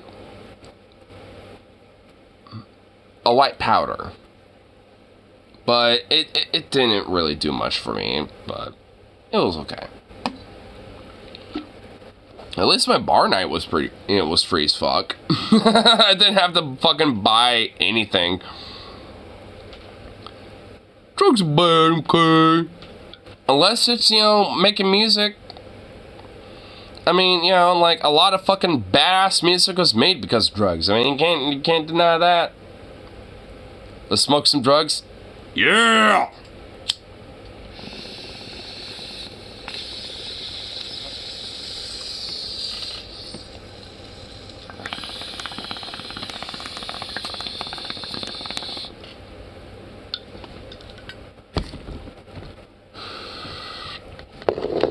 Sorts fat line Xanax.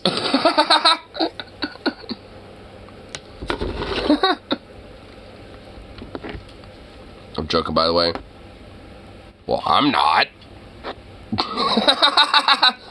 Well, okay, I am, but just like 90% joking. 10% was like actually genuine. But like I said, it didn't really do anything for me. I will admit, I had a little bit of that white powder, and it's just, I don't know. Like, I mean, now that I'm thinking about it, like, you know, what'd you find? Some nose candy? Yeah, like, one of the dudes at the bar that I go to that, you know, I hang out with for a little bit. Yeah, a little bit of coke. I will admit, he gave some to me, and I don't know, I tried some, and it just didn't really do much for me. I mean, it gave me kind of, like, literally the, you know, equivalent of, like, doing, like, a bunch of caffeine at once. Like, if I chugged, like, 3, like, coffees in a row, like, that's basically literally what it did for me. I just, like, had a major caffeine, like, rush, basically. You know, that's literally the equivalent of what I had, and my left nostril was really running as shit for like about an hour or two. That was basically it. It didn't really do, you know, much for me, honestly. Just maybe it made you jumpy. Coke made you jumpy? It never made me jumpy. I wasn't jumpy at all, but at least for me, yeah. It was literally just like doing a lot of coke, or doing a lot of caffeine. And just being, you know, I don't know, like, just kind of like really amped up for a little bit.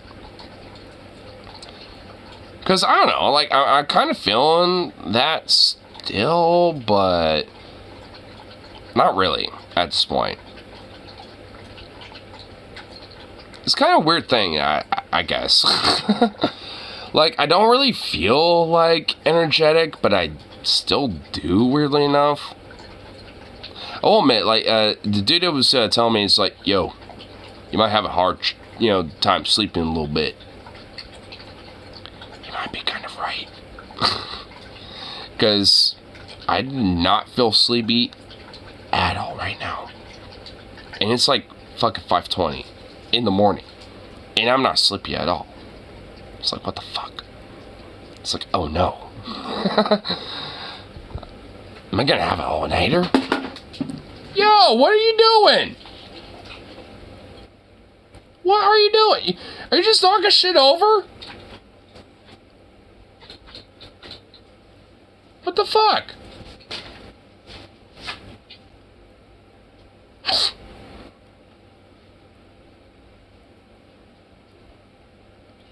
Really? Seriously? 8-hour stream? I'm literally been going on for like an hour and 29 minutes. You really think I have the energy for an 8-hour stream right now? Do you fucking really honestly think that is gonna be a possibility? I mean, seriously. Like, come on now. Good doggos. I'm gonna put a pin on that. Mainly because, like, I kind of want to, you know, show off, like, the ridiculous, fucking absurd bullshit that a state representative says to Mojo Nixon here. Got to help you out, Mr. Nixon. Got to help me out. The Supreme Court has said that I think pornography and obscenity are not protected forms of speech, and so you leave it to the local community. Yeah, they are. And the states in this country to make that determination and put the warning labels on. That's the way we've got it, a 50-state federal system. What is wrong with letting Missouri do one thing, New York City... Missouri? Oh my god, Missouri, though. Obviously going to do another. I was on the impression that the bill that Representative Dixon has is to ban the sales to those under minors, those under 18, not to just to put the warning label on. No, is that true? Excuse me, to be fair to Gene Dixon, as I understand... Yes, that is Pat Buchanan. This right here is literally Pat Buchanan. Yes, it is. She only wants the warning label for now, she says. However...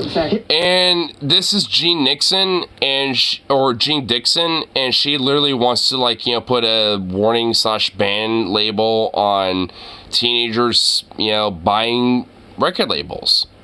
Your attempt to define what you want to label in these rock lyrics. You want a label that says this record contains one or more of the following: nudity, Satanism, suicide, sodomy, incest, bestiality, sadomasochism, adultery, murder, morbid violence, or any deviant sexual conduct in a violent context, use or illegal use of drugs or alcohol. That's exactly now, right. Does that mean if one... That is exactly right. And by the way, I literally do not need any evidence of this because I literally say it in this fucking episode. One album, one lyric in one song on an album says, "Hey baby, let's take off our clothes."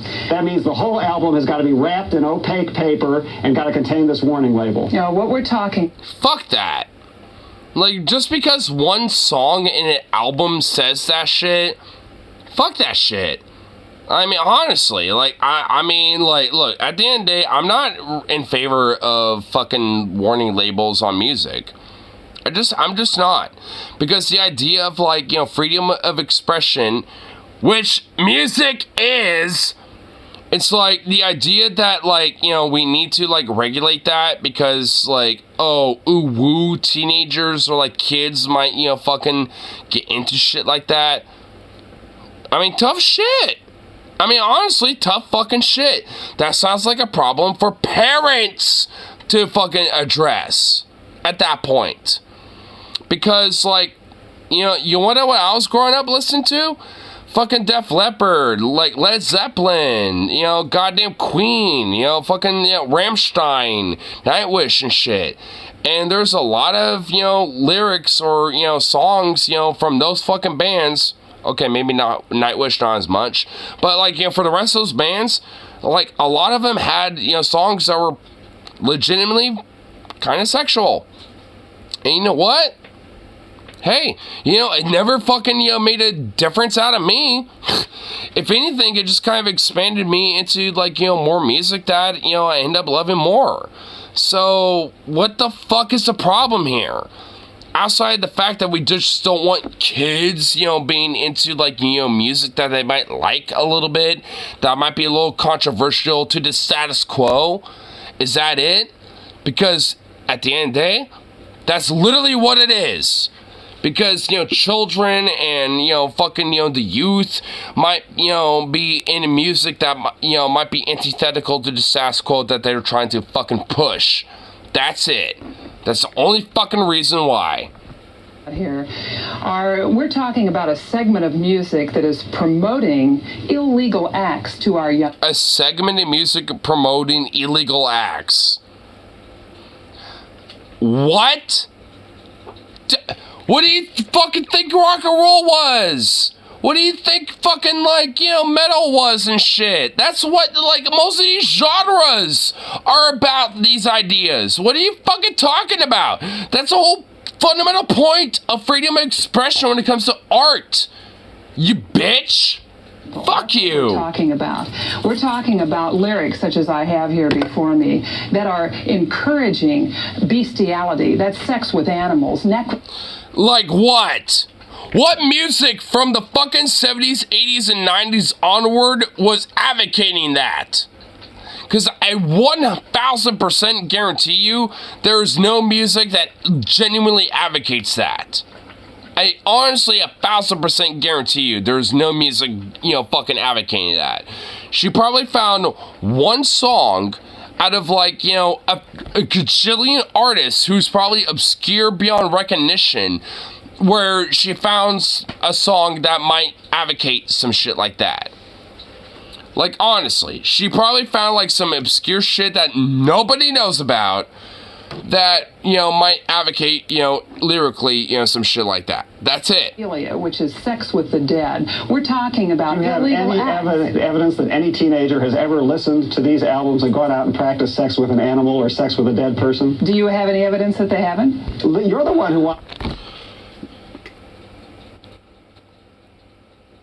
Do you have any evidence that they haven't? You fucking cunt.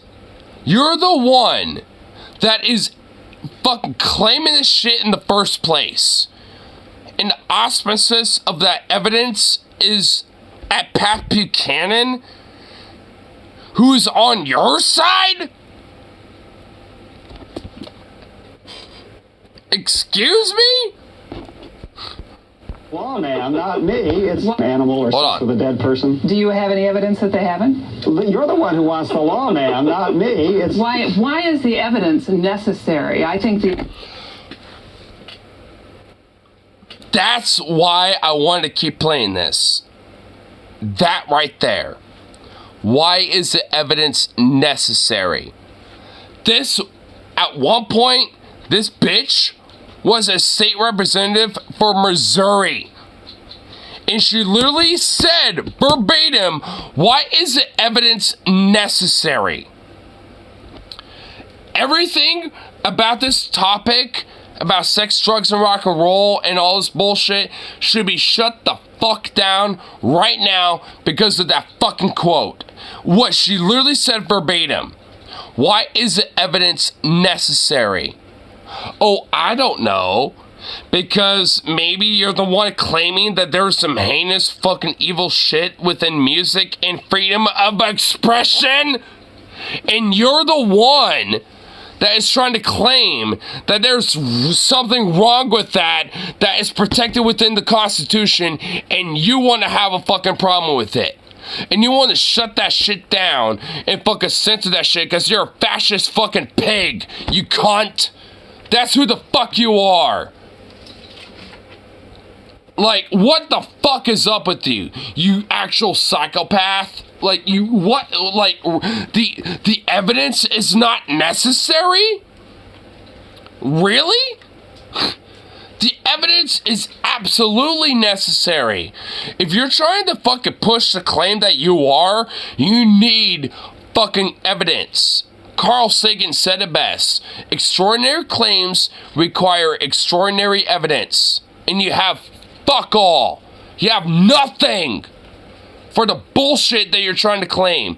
Bestiality and Satanism and evil fucking cannibalism, whatever the fuck else you're trying to claim, is in music.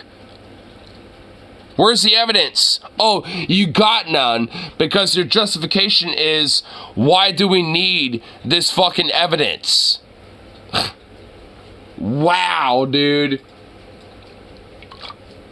Fucking wow. She was at one point a representative for the state of Missouri.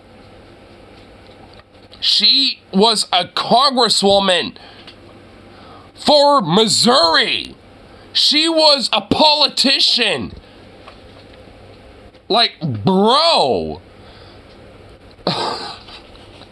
Bruh.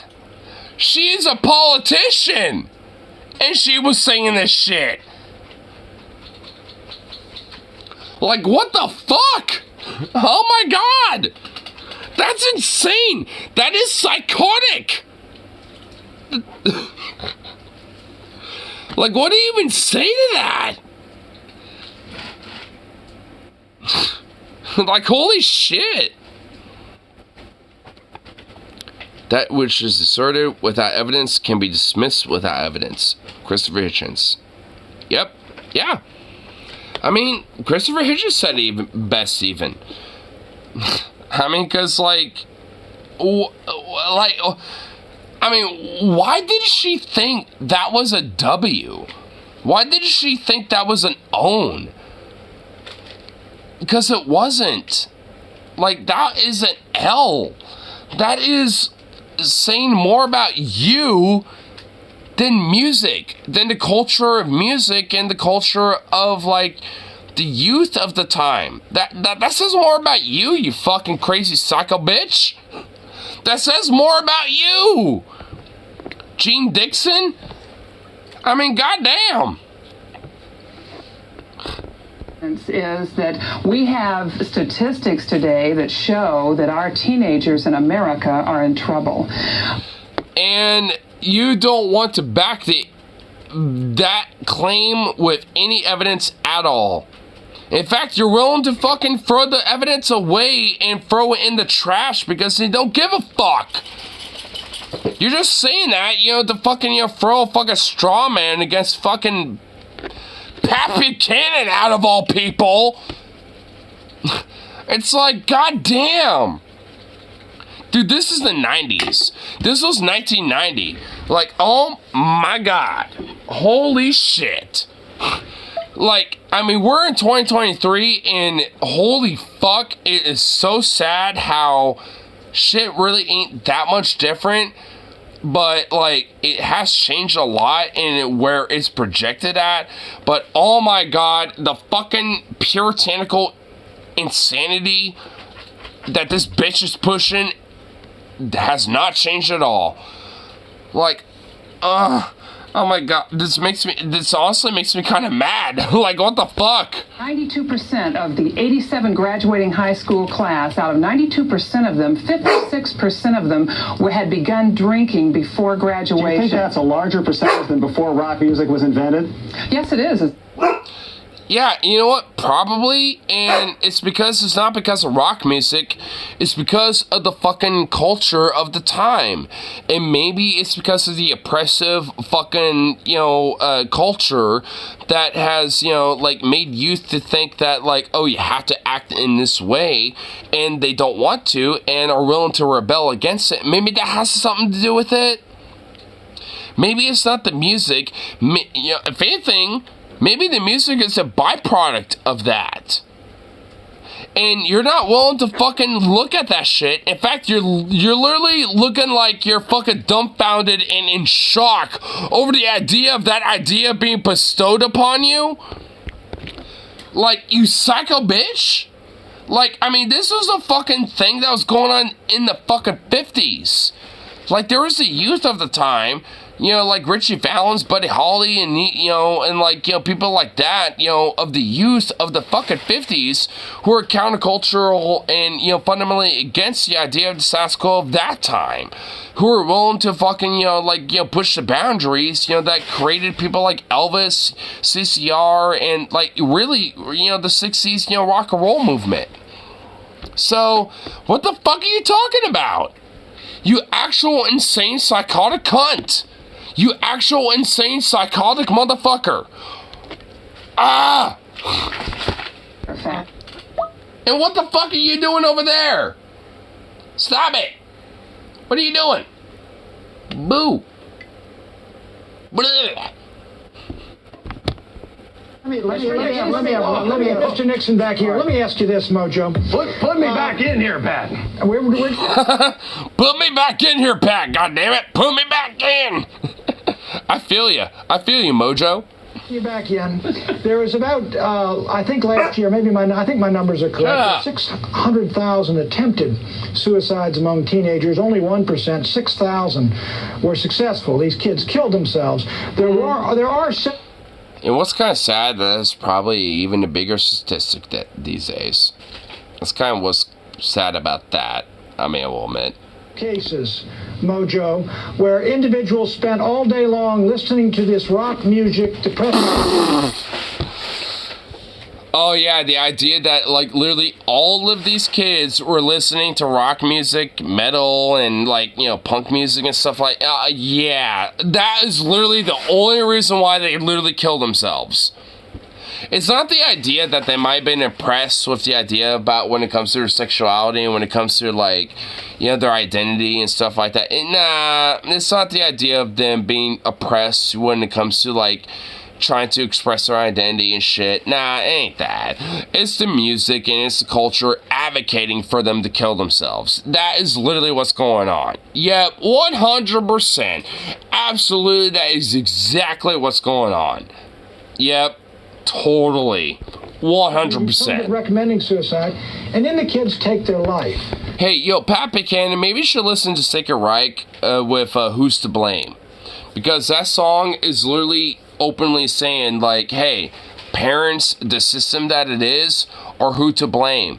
Because they were not listening to their kids, you know, maybe crying for help.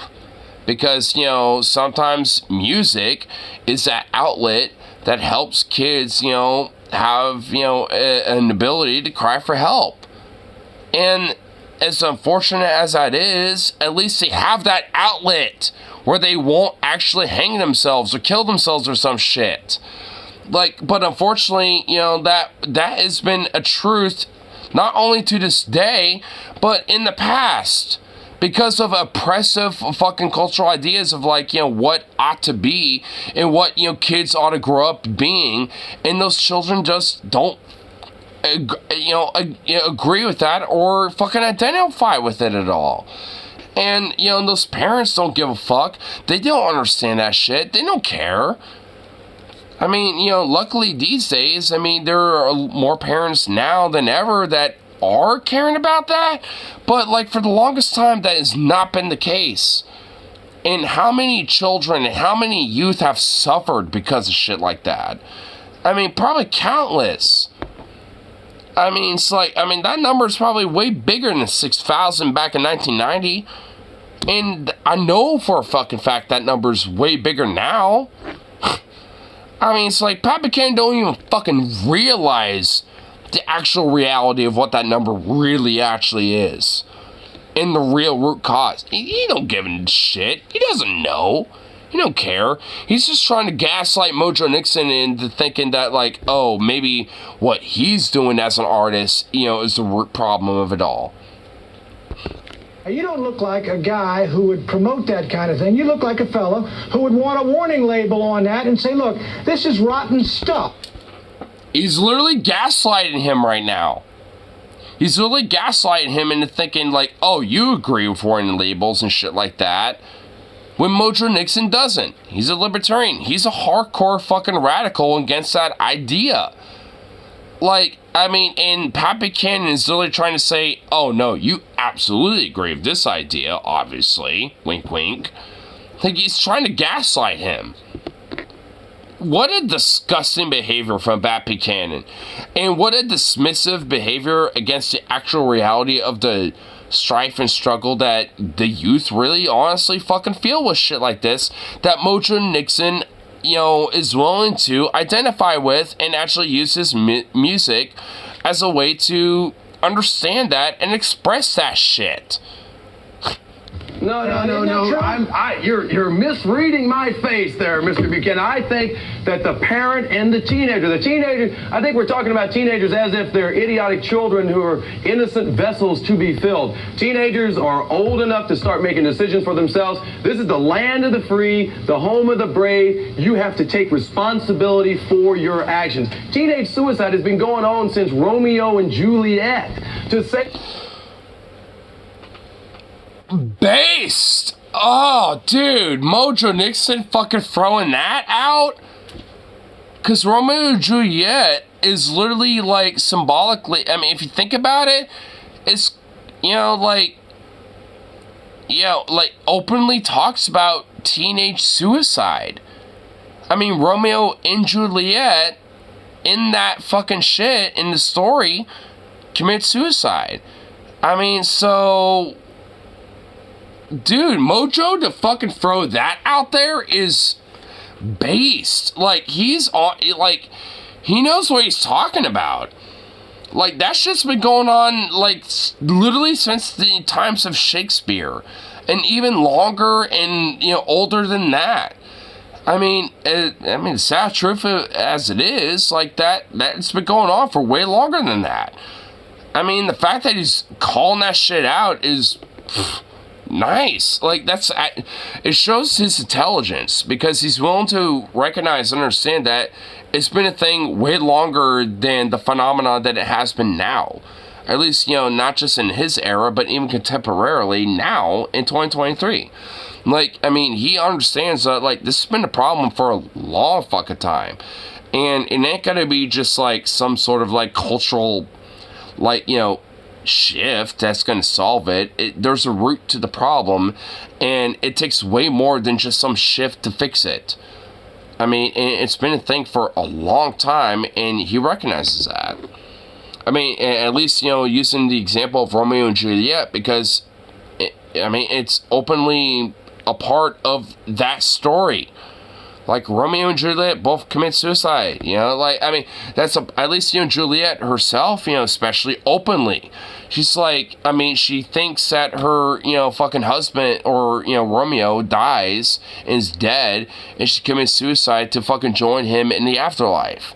And even though Romeo is not dead and realizes, oh shit, my girl just fucking died, and, thinking I'm part of the afterlife, well, I want to join her. So he fucking dies and commits suicide. I mean, it's like what? You don't think there's, like, some level of, like, of commentary of that era that Shakespeare was talking about a little bit? Like, suicide's been a thing for a long fucking time. I mean, even before, like, youth, so to speak, when it comes to, like, their strifes and struggles and bullshit, right? Like, I mean, it's been a part of the human condition since the fucking beginning. I mean, at least, at the very minimal, for Mojo to mention Romeo and Juliet, when it comes to that issue, it shows his intelligence. It shows that he understands and knows, like, at least broadly, and even if he doesn't really understand the complexities of it all, like, I mean, he gets, like, the condition of, like, the human species of, like, being able to struggle with things like this, and for quite a long time. I mean, it's like, because it goes as far back as Romeo and Juliet, since William Shakespeare. It goes as far back as that, and he recognizes that. Rock music has something to do with it. Is to say that long hair had to do with something with the Beatles. To say that, Elvis is promoting teenage sexuality or something in the 50s, that appears to be funny to us now. But I think we're way off the mark here. I think parents have a responsibility when they bring children into the world to raise them to know right from wrong. Parents... Yeah, pretty much. Yeah, and, right. and I don't... Should people be forbidden, should teenagers... Sure, but, fuck you, though, you're wrong. Oh, yeah, but sure, though. Been to see the movie Miss There are Dixon certain of things. Romeo and Juliet, which is extremely depressing and certainly romanticizes teenage suicide. Let me tell you, though. The fact that this motherfucker even recognizes it, it's like, I mean, come on. Like, I mean, the fact that Gene Dixon is willing to argue against this, and fucking Pappy Cannon even, it's like, what the fuck? Like, are you that dumb? Are you seriously that stupid? Because, like, I mean, that shit legitimately romanticizes depression, teenage romance, and suicide. Romeo and Juliet romanticizes shit like that. You cannot fucking deny that. And the fact that they're willing to do that and argue against it and be like, oh, this is bad and evil and we can never teach this amongst children, even though it's like a fundamental core element of education for kids and youth, it's like, what are you saying? Are you that insane? Are you that psychotic? Because Romeo and Juliet is a fundamental element to education for youth and for children. Not, for many reasons. Like, and the idea to censor and just, like, remove that entirely, it's fucking psychotic. It's insane. Not allow our children to attend are in X-rated movies. Well, good thing that the movie versions of Romeo and Juliet are nor X-rated. Good thing that's the case. They're either PG-13 or PG. So, fuck off. Are we talking about somebody here who would really want to mandate parental ignorance? All we're asking for is more information. Not even Mojo Nixon is advocating for parental ignorance. Mojo Nixon is literally saying that, hey, it's the parents' responsibility to make sure the child is not looking at something that they deem not good, or fucked up, or whatever the fuck. Like, I mean, if they're teenagers, they have the ability to make their own decisions, and maybe they should probably lay off a little bit. Like, I mean, that's what he's advocating for. Like, you're advocating a straw man and a gaslighting of Mojo's position, you fucking bitch. Like, you're fucking arguing nothing. Like, what are you talking about? We're not censoring speech. We're not saying you can't say it. Yeah, you are. Yeah, you are censoring speech. You're censoring expression via music. You fucking cunt. What are you talking about? Fuck you. Oh my, I hate this bitch. Holy shit, I'm so glad she's not in politics anymore, because I don't know who the fuck she is outside of being a state representative for Missouri. But oh my god, fuck this cunt. Holy shit, she pisses me off. Sell it. We're saying tell us what's in it before we buy it. You have said you're not saying that yet, but you might want to actually, if you had your way, would you ban the sale of these records that come in these categories that you don't? Yes, she literally would. Like teenagers. Let me tell you this. Yeah. Do we want to promote these illegal acts to our children? No, and that's why we want to censor these record labels. Meh. Like, I love how she deflected from that fucking question utterly. In every fucking way. Oh my god, dude. Even dude, Ben Shapiro, Candace Owens, Matt Walsh, these fucking parasites of the world right now. Like, these motherfuckers could learn a thing or two from this bitch. Like, dude, that deflection was insane. Like, even Nero could learn a thing or two. Like, I mean, goddamn, that deflection was insane, bro. Like, holy shit. I'm almost ashamed to sit here and tell you that I'm trying to work out something where the record industry can sell this filth and trash to our teens when it rightfully should be banned. You think it's a disgrace? Oh my... She's actually, honestly... She's unironically a fucking fascist, dude. This was 1990. How things have never changed. I mean, oh my god. Honestly, dude.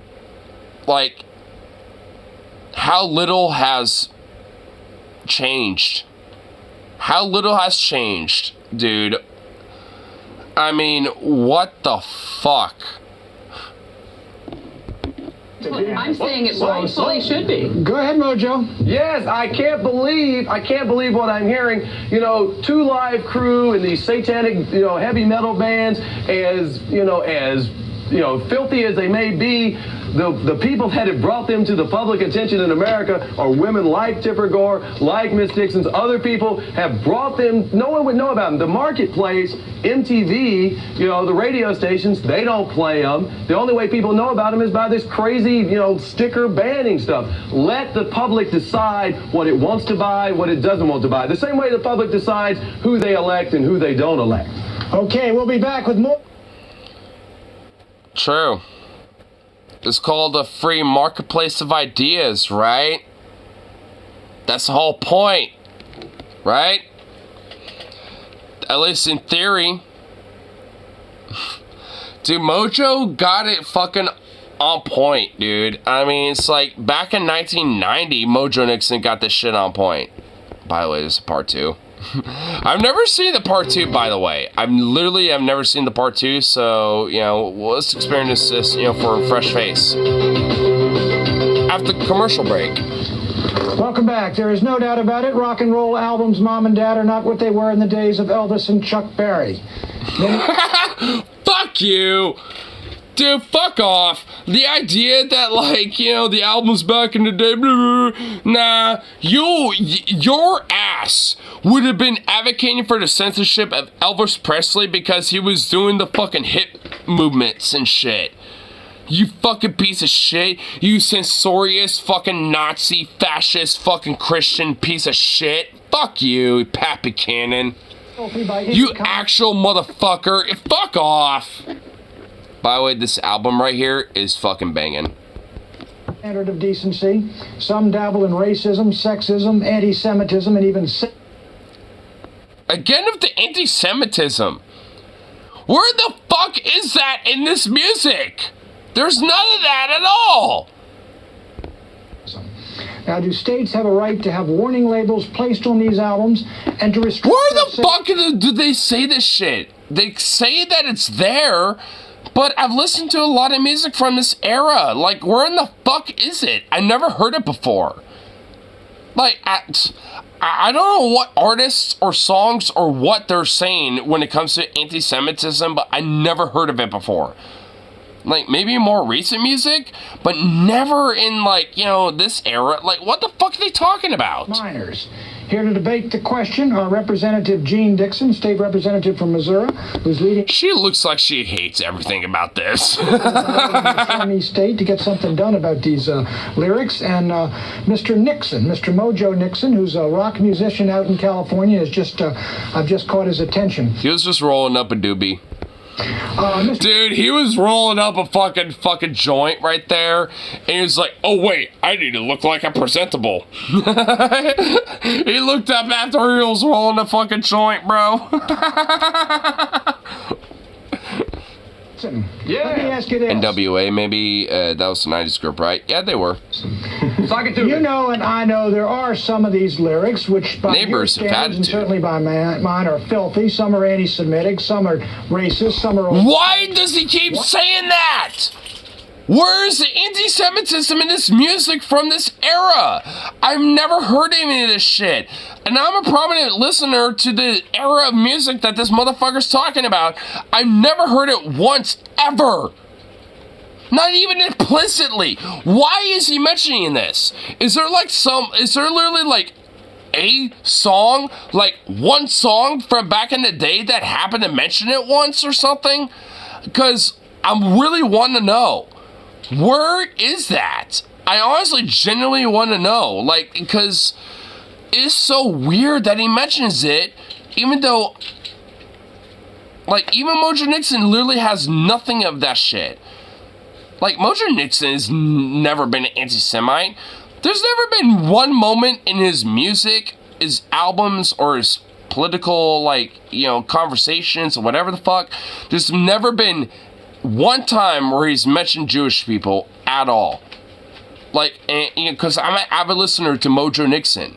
I'm an avid listener. Like, I love his music. I like a lot of his music and shit.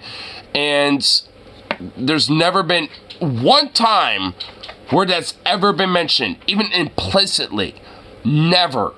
I've never heard a single fucking lyric at all where it might even reference it.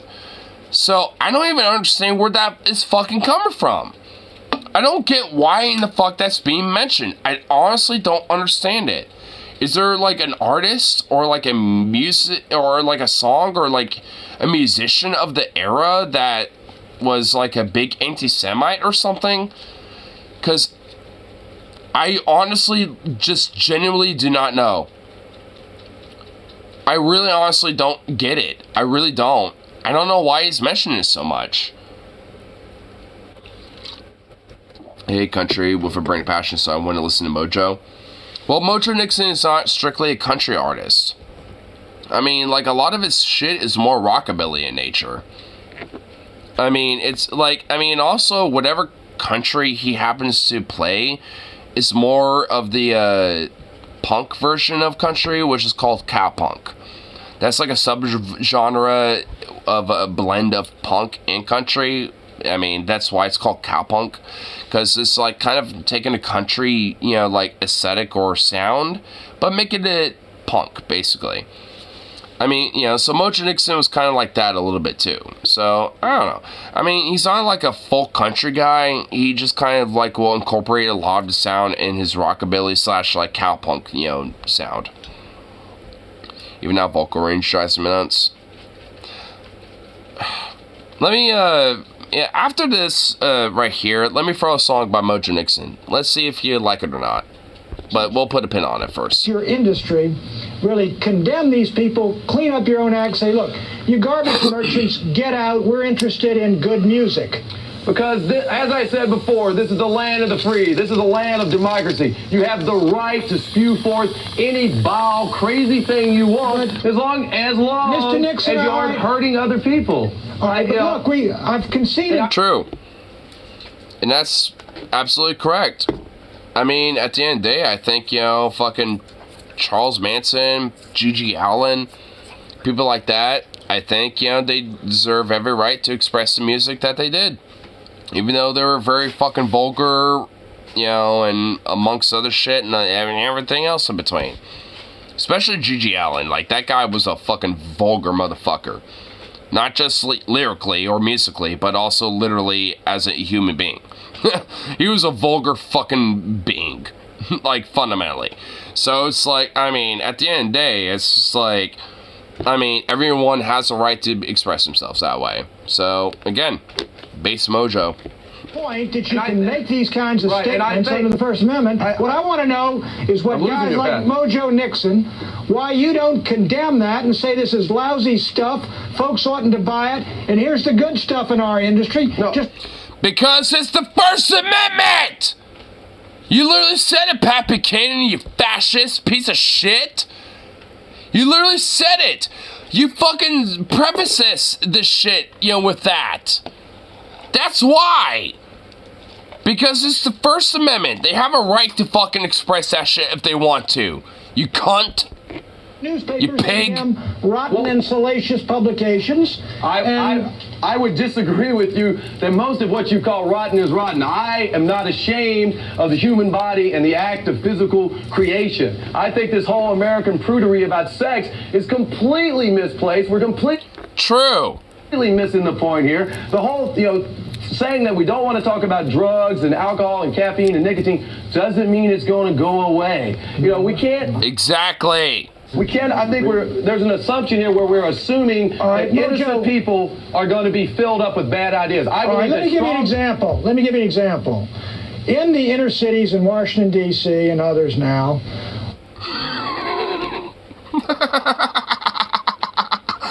Oh my God, I already know where this is going. These days, they would literally say Seattle, Portland, San Francisco, LA, New York. Like, I mean, they would literally, oh my God, I know what the fuck they're about to say. Oh my God, I know what they're about to say. More than half the black kids are born and raised in households with only one parent, with a mother. It's 1350! Oh my God! Ah! It's even worse than I thought! Ah, no! No! It's even worse than I thought! It's 1350! It's the 1350 argument! Oh no! Oh no! Oh fuck! It's even worse! It's even worse! Oh my God! Oh no! Because, like, all the black, you know, men are committing the crimes and shit. You know, all the black youth are fucking, you know, single parents and blah, blah, blah. Oh, my God. He's doing the 1350. Oh, my God. He's doing the 1350. Oh, my God. Oh, my God. Oh, no. Oh, no. That was an argument even back in the day. No! No! The fathers are gone. 60% in some places are illegitimate. Now, let me ask you, isn't there a problem when folks like you make millions and millions of dollars promoting the promiscuity among teenagers, which results in that kind of life for a lot of these kids? I didn't say anything about promiscuity. I said that we do not need to be afraid of sex. We do not need to be banning sex or even warning people about sex. Sex is a natural function, just like eating, just like going to the bathroom, just like shouting and screaming here on the TV. I think that we hit the bottom line here, and the bottom line... The bottom line? No, we haven't. This is the fucking bare standard, you fucking cunt. Like, what are you talking about? Like, I mean, you know what? Honestly, I kind of agree with Mojo. It's like there's nothing inherent about society that has to educate sex to children. Like, when it comes to school and education in that way, of course.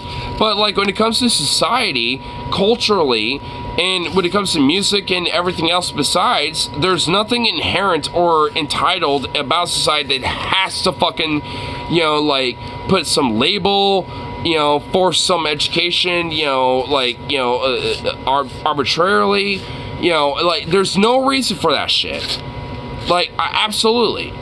Like, I mean, when it comes to school and shit like that, I mean, sure. I mean, of course, we should absolutely have that education.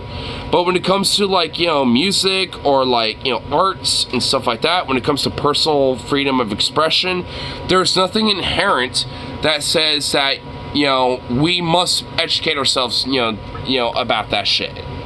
Because extrapolate that today. Like, there's nothing inherent about society that has to educate you about trans people expressing themselves about being trans. Or, you know, cross-dressers, you know, for example. Or anyone else besides, you know, that might be very expressive like that. Or, you know, or really anyone, you know, that might express themselves a little differently. It's like, extrapolate it, you know, beyond, you know, what we're seeing now with this video. Like, you know, extrapolate it, you know, to a lot of shit now. It's the same fucking argument. Like, I mean, there's nothing inherent about society or, like, you know, fucking, you know, the average populace that has to fucking educate you about, like, oh, yeah, I know better. It's like, hey, we don't have to fucking, we're not entitled to that shit. I mean, you're entitled to the education for it, I suppose, but, like, I mean, you're the only one that's gonna seek it out. So it's like, I mean, like, unless you, if you do, then, hey, good for you. But if not, then, hey, you're gonna be just, you know, lagging behind, you know, just, you know, with the rest of fucking the homes, you know, like the dust of time. So, you know, have fun with that. I mean, like, that's where it really comes down to. There ain't no bottom line over this bullshit. I mean, you know, because at the end of the day, the bottom line is realistically the bare minimal of empathy and fucking respect that is given to humans regardless of who the fuck they are. That's the bottom line. Like, your bottom line, Gene Dixon, is like literally miles and upon miles below that line that I'm talking about.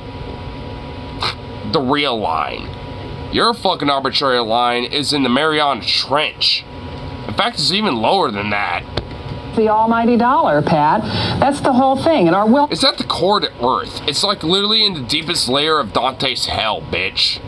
We willing to allow the record industry... Hey, Zuka. Hey, would you get out of that bag and stop snooping in whatever the fuck you're snooping in? Get over here. Hey, boy. Hey. Get over here. Get over here. Come here. Come here. Come on. Come here. Come here. Come on. Sukov. Hey.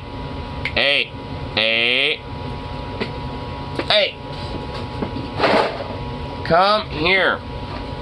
I'm not giving you this, but I'm gonna use this to distract you. Come on. Hey. Come here.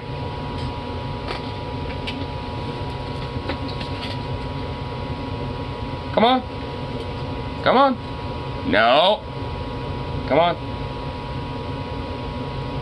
Come here.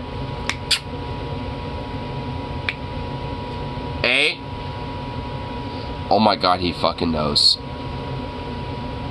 Holy shit, he knows.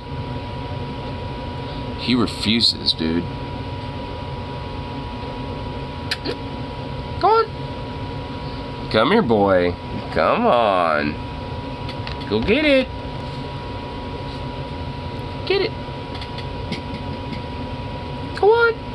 Good boy. Yeah. Yeah. You little seed boy.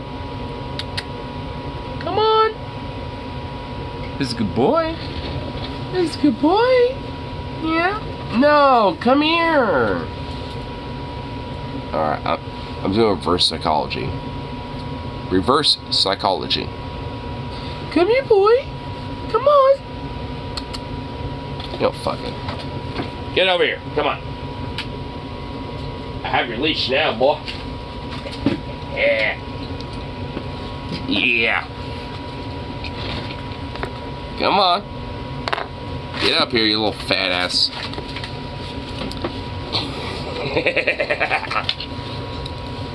There we go. Oh. Mwah. Mwah.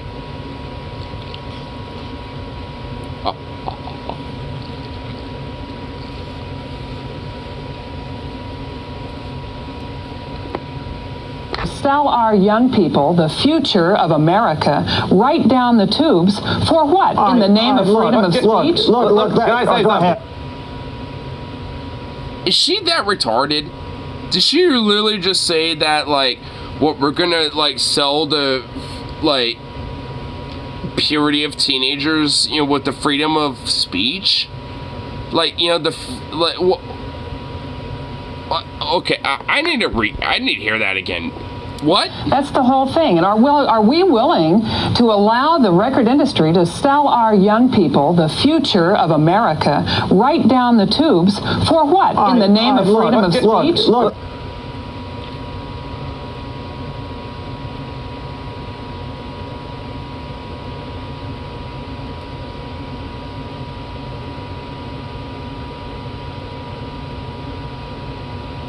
What the fuck do you even say to that?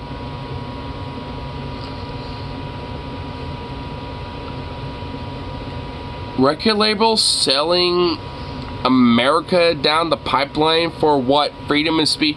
Hey, you know what, bitch? It's called the Constitution. If you got a problem with that, bitch at the Constitution. It's called freedom of expression. I mean, what, do I have to literally beat that in your fucking skull, you actual psycho bitch? I mean, goddamn. Like, I mean, what the fuck? Can I say Go ahead. Yes, go ahead. Yes, I think this idea that the record industry is making millions of dollars off of these bands is ludicrous. Two Live Crew is the only band of this ilk that you will be able to show that has made any money at all. All the other Satan bands, Rigor Mortis, whatever, they're just selling just a few little records. They don't get on TV. You know, the marketplace is keeping them off radio, off the TV. I think let me ask you one. That brings up something that Mojo raised before the break, which is that the only thing that is selling these albums, which is giving them tremendous publicity, is people like you insisting on warning labels. Warning label albums sell better than ones without warning labels. It's like a free ad. Aren't you falling right into the Rare Rabbit's? It's called the Streisand effect, and I don't think the Streisand effect was coined yet at this time, but that's basically literally what he's talking about. Whatever it's Absolutely called. not true. Briar. Absolutely not true. Well, guess what? It literally is. Why do you think they called it the Streisand effect? Because Streisand literally wanted to try to, like, you know, fucking, you know, stop the publicity of her being, I forgot what. Like, but there's like a bunch of paparazzis at her house, and she literally flipped the fuck out, you know, over those paparazzis, and thus, you know, made more attention to her, you know, in comparison to not. And that's why they call it the Streisand effect. Like, the idea that you want to, like, you know, try to get rid of publicity over something that is already, you know, public, and thus makes it more public. I mean, that's the Streisand effect, basically. It's like, I mean, that's what you're doing, Gene Dixon. Like, you're basically, you know, taking, you know, what is already somewhat public, but for the most part, not really, like, that well known, but now trying to censor it or trying to eliminate it from the public, and thus the public knows a little bit that much more about it and is willing to maybe potentially check it out, even if maybe it's not their thing. Shocker. Wow. Why do you think they call it the Streisand effect? I think that then if that's the case, why aren't they willing to slap a warning label on all of them if it's going to sell them? That's my question to the record industry. If that's going to make the... Because that would be redundant and be costly and also just like do nothing more than ruin them. Like, you know, put them out of business basically. It's like the idea that like we have to put a, you know, fucking warning label on everything because, oh no, it might offend the, you know, children or some shit. It's like, go fuck yourself. I mean, it's like there's no reason for, you know, like a warning label to be on every fucking bit of music or realistically any fucking form of music. I don't think there should be any warning label on any music at all, period. Like they say it is, why aren't they willing to put it on all of them? Because they're afraid that this will be the first step, as you practically admitted will be, to banning the sales completely. No, we are talking about a certain segment of music here. 1%, maybe 5% of the music. And you advocate for an absolution, you know, censorship slash, you know, fucking, you know, warning label for all music. And yet you're saying the reason why is because of 1% of fucking musicians and artists are producing albums and shit? Fuck you. Like, you actual piece of cunt shit. Like, I mean, there is no reason for every artist and every musician to have to fucking fall over, you know, stupid bullshit because 1% make a bad name for everybody else. Fuck you. It's less than that. 1% then. Mojo, go ahead. I mean, is it 1%, 5%, what? 1%, and 1% is not millions of dollars. 1% is a tiny little bit. I mean, you're contradicting yourself here. I mean, either... She is. I mean, honestly, she fucking is. She's saying that, like, oh, well, like, you know, a lot of people, musicians and, you know, people getting into music aren't, like, you know, mostly getting into it. You know, it's just 1% of all of it all. And she's literally trying to use that as an equivocation for an absolute where then, you know, every record label, every artist, every band, you know, everyone needs to be succumbed to a censorship slash, you know, like warning label for music. Like, she's literally trying to use like a 1% fucking argument, you know, to make an absolute of the whole problem, even though there isn't an absolute to the whole issue. It literally is like 1% of music and, you know, artists out there that are doing that shit. And you know what? There should not be a fucking warning label or fucking censorship over that shit. To this fucking day, 1990 to 2023, you know, Mojo Nixon's still fucking right. There should not be a fucking warning label. There should not be a censorship label. There should be fuck all when it comes to this shit. Period. There shouldn't be. Because at the end of the day, as far as I'm concerned, it's protected via the, you know, Constitution, via freedom of expression. That's what music is. That's what art is. Art, music, all that shit is fundamentally expression. So it's like any idea of regulating that, censoring it, or any of that bullshit is fundamentally against the idea of the First Amendment. And fuck that shit. Because the idea of, you know, creating art is fundamentally a form of expression. That's what it is, period, full fucking stop. And any idea on a governmental regulatory level to censor that shit or like regulate that shit is bullshit, and we ought to fucking know better. Because it is bullshit and we fucking should know that. Like, fuck this shit. Fuck this idea of censorship and regularization when it comes to, like, you know, music, you know, like fucking, you know, like art or any fucking shit. It's not because we're seeing R-rated movies or buying M-rated games. Should little Timmy be playing GTA? Does it matter? Because guess what? Little Timmy is probably going to find a way to play that game anyway. I was playing Grand Theft Auto when I was a kid. Hey, did it make me any worse or better? Probably not at all. It probably had no fucking difference. Like, I mean, does it really matter that fucking much? You know what? Yeah, like, I mean, at the bare minimal, it's just like when it comes to the idea of like, oh, well, kids shouldn't purchase those things. And at least, you know, when it comes to like M-rated or, you know, games or like R-rated movies, sure. But when it comes to music, it's music. Like, who gives a shit? Like, at that point, like, you really can't control that. Like, because at the end of the day, they're always going to find a way. When there's a will, there's a way. I mean, that includes, you know, video games, movies, and shit like that as well. Like, dude, when I was growing up as a little kid, I was watching True Lies back to back, dude. Like, I mean, my parents had to stop me from watching True Lies because I was watching it too much. Like, I mean, because they started noticing I was taking a little too many vulgar references from that fucking movie, and they stopped, you know, making me watch it. Because I would literally watch it back to back, you know, for nights on end. Including the Terminator series, by the way. So there's a lot of, like, pretty legit vulgar stuff that I would like watch over and over again, and my parents even had to step in a little bit to be like, yo, stop it. So I mean, I'm just saying, like, I mean, like, if anything, that's a validation to Mojo Nixon. It's like, it's the parents' job to regulate what their kids are watching and shit like that.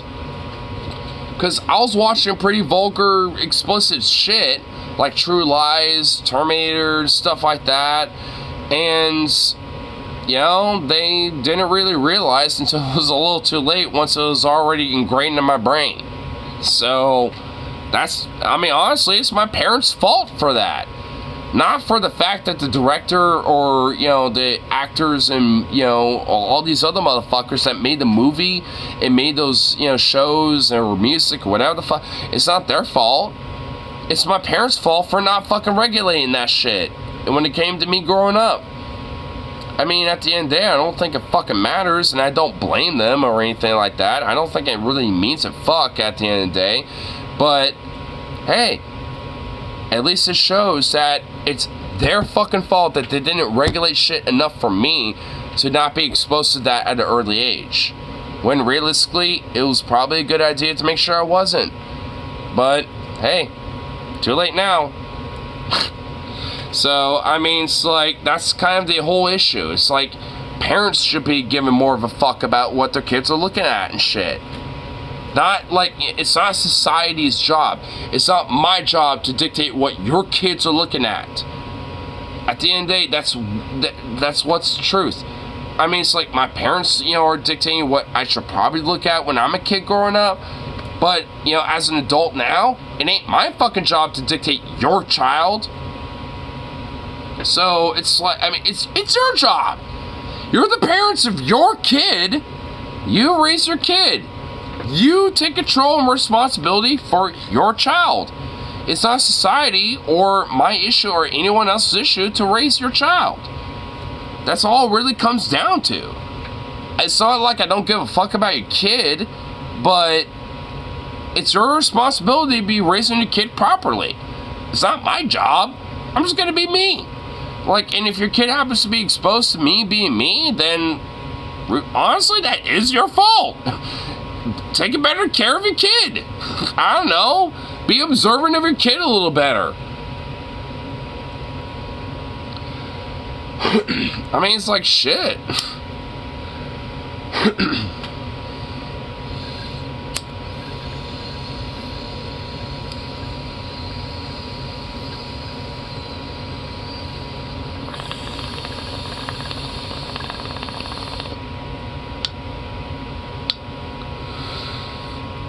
I agree if it takes a village to raise a child statement. I mean, I don't disagree with that, but there's a difference between, like, expecting, like, the rest of society to kind of help raise their kid versus, like, you know, like, yeah, like, you know, the whole idea of, like, you know, it takes a village to raise a child, where, at least in my mind, that comes with, like, you know, different social activities, like, you know, you're putting your kid in, like, a music program, or, like, getting them into sports and shit like that, where the rest of the community is also partaking in that as well and shit like that. I mean, it's like, there, like, for me, there is, like, a distinct line of where, like, the village, raised the kid, where the parent needs to raise the kid. Like, there's a distinct line for me. And it's like, I mean, and there's been plethora of fucking times where I've been a part of that village raising a child situation, where, I'm, been a part of, like, like, my cousins, or, like, distant family members and shit like that, are little kids and shit. Like, I mean, I don't have any problem with that. I got no issue with that. It's the idea of, like, just some random motherfucker with their kid thinking that I need to help raise their shit because, they happen to be at the grocery store or some shit or whatever the fuck. It's like, that's the issue I have. It's like, I mean, because, sure, there is an extent where the village needs to help raise the child, but, like, it's not the end-all be-all of the village to dictate and, like, care for the child fundamentally. Like, you're the parent. Like, at the end of the day, the root of who's raising that kid is you, the parent. Like, at the end of the day, no matter what. Regardless if the village is helping you or not. I mean, so it's like, I mean, the parent needs to be taking responsibility. And honestly, there are legit a lot of parents, and I've seen this shit, working 8 years in fucking retail and shit, where there have been plenty of parents that just legit don't give a fuck, and they think their village needs to raise their child and not them. Like, there are plenty of parents like that, and they're not good parents. I mean, and they suck, and I don't like them personally. I mean, but look, at the end of the day, I don't fault the kids. I fault the parents for not raising them properly. And there are plenty of parents out there, like I said, I've worked 8 years in retail, and there are plenty of parents that do give a shit and actually do probably try to raise their kids as best as they can.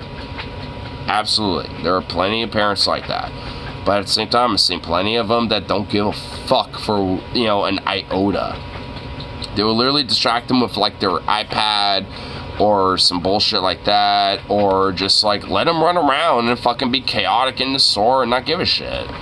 Or, like, just things like that. And it's like, I mean, like, hey, sorry, but the village ain't responsible for things like that. I mean, maybe to a minimal extent, but, like, if they can't fix that shit and you're the only one that can, then it's your responsibility as a parent, because at the end of the day, it's your kid. If you're the parent to a child, that child is your responsibility fundamentally at the end of the day. You're the parent. I mean, it's like, I mean, shit. Like, I mean, it's, like I said, I don't dog on the whole idea of the village raising a child, but, like, the parent's still, at the end of the day, the core responsibility for that child. Like, I mean, it's not at the, at the core root, it's not the village responsibility. There is, like, a supplement, basically. Like, if you're out there, needing to do some other shit, whatever the fuck, yeah, the village is there to help guide, that kid a little bit. But you're the responsibility still. I mean, that's kind of what it comes down to. Child's not embraced by the village, he'll burn down to feel the warmth. Well, that's kind of what I'm partially advocating for, at least to an extent. Because, like I said, like, I mean, like, it's not just the village. Like, the parent needs to be a part of that, but the village is too.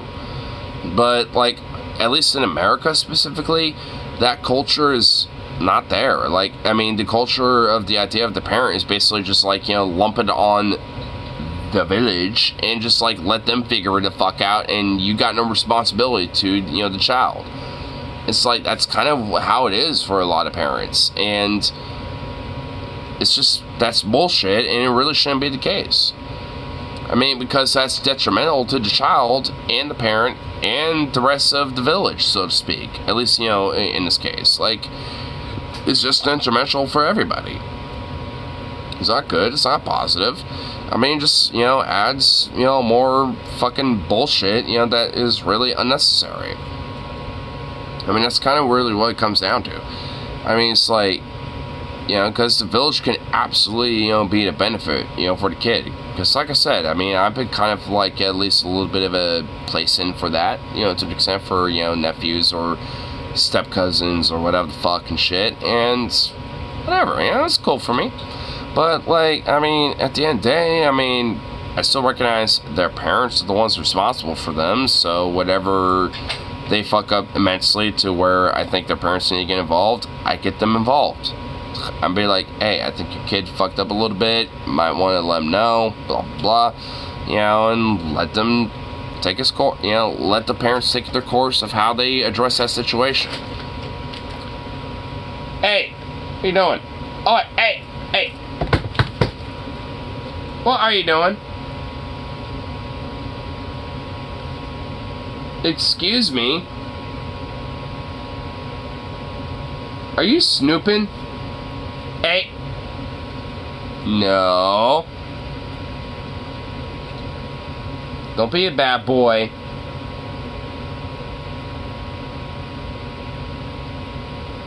You little prick, you're just licking your lips like you just fucking own the place, don't you? Hey! Don't be looking at that bag. What is wrong with you? What's up with you?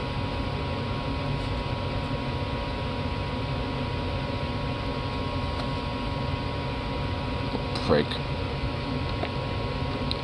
Let me video on how you get to heaven. Well, 11 friends who won't go to hell. No hate like Christian love. You want here? Well, I'll put a pin on that. I mean, we're pretty close to the end of this video here really quick.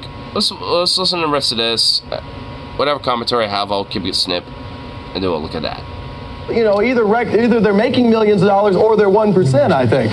All right, if it's 1%, Mojo, why don't we get rid of the garbage? And then you guys will sell more records. We'll have none of this garbage floating out there, whether it's racist, anti-Semitic, sexist, whatever. And then you're back to rock and roll. Everybody will defend Chuck Berry. Because I think that's what the Constitution's about. That's what freedom's about. That's what the First Amendment's about. Exactly. Like, Papikin, you fucking idiot. Like, you're like, well, what if we just, like, censored the 1% and blah, blah, blah. It's like, because that's against the freedom of expression, you bitch. Like, I mean, what do you think? I mean, what the fuck? No shit. Decisions, not the record companies. Record companies are in the business to make money. Parents are in the business to raise children. If you teach your children what's right and what's wrong, they'll know. Mojo, yeah, kind of. You know what? I kind of love his face. I love his face right here because, like, I know you're all fucking bullshit, man, you piece of shit. You're all fucking bunch of idiots. Bunch of chuck fuck morons, blah, blah. Like, I mean, that face right there says it all. should not the government be on the side of parents rather than guys who are selling Satanism? It should be on the side of the Constitution because the government is literally built upon it. And you know what? This Constitution is flawed as fuck, but you know what? If there's one thing I'm willing to defend, it's that fucking First and Second, Fourth, and Eighth Amendment and shit. Like the one with the unreasonable search and seizures, Second Amendment, well, because I'm a pro-gun guy, whatever, fuck you. And the First Amendment because of freedom of expression, religion, and you know, speech, etc., freedom of protest, you know.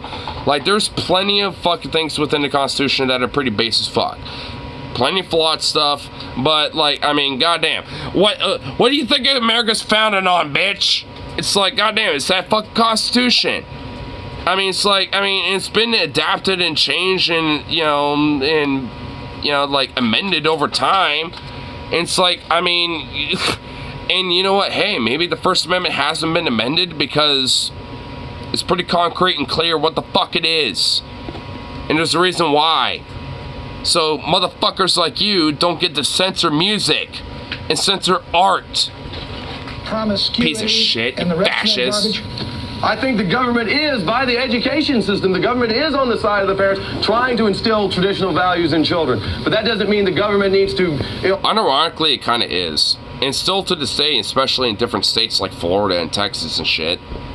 What's next? You know, do we start putting labels on books, you know? Do we start putting labels on TV shows? Oh my god, Pappy Cannon literally says sure. And you know what, I was about to say, like, yeah, unfortunately that literally is the case. Because I guess fucking piece of shit like Pat Buchanan literally said, yeah, sure, why not? And eventually made that a thing. It probably was a thing before that even. Like, I mean, what the fuck? It's like, I mean, yeah, what's next? Like, you know, putting censorship and labels on books, and that motherfucker's like, sure, why not? Like, what? No. I mean, it's like, people like Ron DeSantis and like fascists like Greg Abbott now are censoring books, you know, like Night by Elie Wiesel, which is a story about the fucking Holocaust. And a Jew who was like, you know, going through his struggle and survival in the Holocaust, going through different fucking concentration camps and shit. And watching his, you know, father and watching his, like, you know, friends and watching people that he, like, you know, were friends with, you know, for different camps just fucking die. Watch a 12-year-old, like, you know, fucking struggle to breathe while he was hanging to death. And hung. Like, I mean, these are vivid fucking things in Night that are about the Holocaust, about what the Nazis did. And you know, these fascists want to censor a book like that. And it's like, and I read that in high school, and I'm so fucking glad that I did. I'm so happy that I did, because that book is, like, I mean, it really paints a true image about, like, the evil brutality of fascism. It really does. And, you know, because, like, holy fuck. I mean, the shit, I mean, there, like, that image about the 12-year-old being hung, like, that image in that book specifically still is very vivid in my head because of how detailed it freakishly was. Not because Elie Wiesel was trying to be morbid or something, but because, like, that's just the trauma and the imagery that he experienced and lived. And Ron DeSantis, Greg Abbott, these Republican, you know, Moms for Liberty, fucking Project 2025 fascist scum want to censor shit like that. Censor history that is a pretty good staunch reminder of what fascism and Nazism is really about. And censor Jewish voices. It's just like, I mean, a motherfucker like Pat Buchanan doesn't even realize what he's advocating for is that shit. Motherfuckers, what Ron DeSantis and all these motherfuckers nowadays advocate for. When it comes to, like, this whole quote-unquote groomer LGBT, you know, like, trans bullshit, or, like, you know, oh, the trans people are just all secretly pedophiles and blah, blah, blah, and all this horse shit. Like, Pat Buchanan is an advocate of that fucking idea, but just back in the 90s. That's all he's a fucking advocate for. The buzzwords are different, but at the end of the day, it's all the same fucking shit. It's all the same fucking thing. Because at the end of the day, there truly is no hate like Christian love.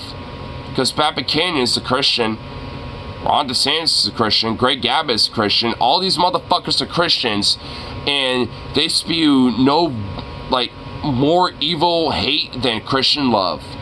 The most evilistic, fucking vitriolic, aggressive hate that is there in the world, at least in America, is their Christian love. That's the most vitriolic domestic hate in America right now, is Christian love. And it's been around since the 90s. It's been around since fucking when this video was made. Back on Crossfire. Hey, look, you know him as well as I do. There have been some books this century, Mein Kampf comes to mind, which have done a lot. Is he actually mentioning Mein Kampf? Is he really mentioning Hitler's book? Is he... Oh my god!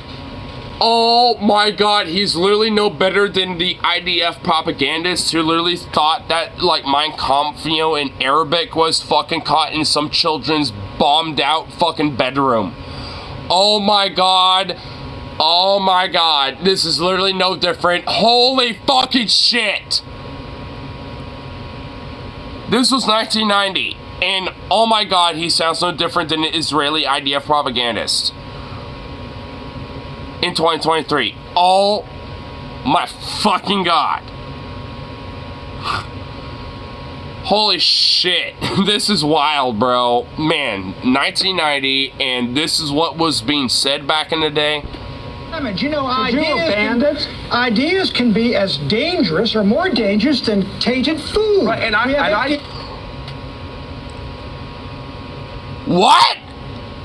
Dangerous ideas could be more dangerous than tainted food? I beg to differ. Excuse me? What? Labels on food. What is wrong with labeling filthy ideas? You'd put a label on Mein Kampf saying this is a filthy book, don't buy it? Everybody that reviewed it put a label on it, sure. How about we don't put a label on it? You know what? Shocker fucking, take from me. Don't put a label on Mein Kampf. Because guess what? I'm pretty sure the author and the name of the book is self-explanatory. You don't need to put a warning label on it because I'm pretty sure the literal name of the fucking book and the author is a warning label in itself. So, fuck off. How about that? You actual psycho? Like, oh my god. Holy shit, dude. Good, didn't it? We have to take another break. Excuse me, Mojo. We have to take another break. When we come back, I'm going to ask Representative... Take another break. Well, I guess, there ain't, no part 3. At least not that I'm aware of. Oh my god, there actually is a part 3. We're not... We'll have another time where we look at that. But... oh my god. Holy shit, this is insane. I'm honestly shocked about the, despite the difference of buzzwords, about how much the root of what they're fucking arguing for is not any fucking different from what the White Ring, advocates today. Holy fucking shit, dude. The analogies are insane. Goddamn. To pass up. God fucking damn. Christians are insane with this take. Dude. Do you really think, after what we just saw, that this is gonna piss me off? I'm just gonna be honest with you, my brother. Do you really think this is gonna piss me off after what we just witnessed? For the last hour and a half in between my bullshit? Yes? Well, I guess I'll have to think about that when I take a piss. So I'll be right back. We'll delve into this right when I come back, because, you know what? I'll grant this. It's gonna be about even. It's gonna be about the equal level piss-offery. I'll grant that. I'll take a guess on that, but we'll see. I'll be right back. God, what the fuck? Oh. Hey, earbud. Hey, earbuds. Get out of here. Don't trip me. Go away.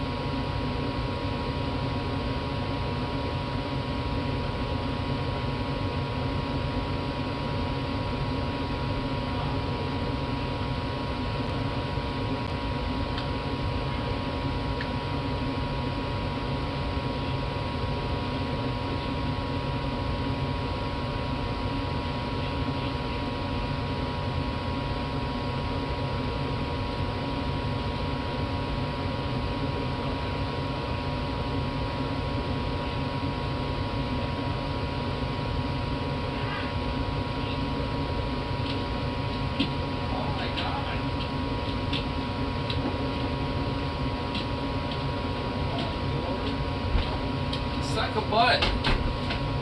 You suck a mutt. Come on, pick him up.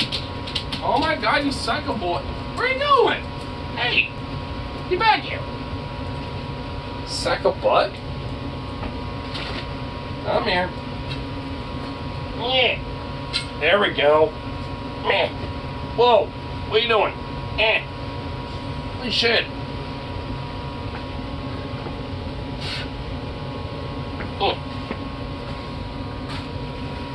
Stalk a suck a mutt.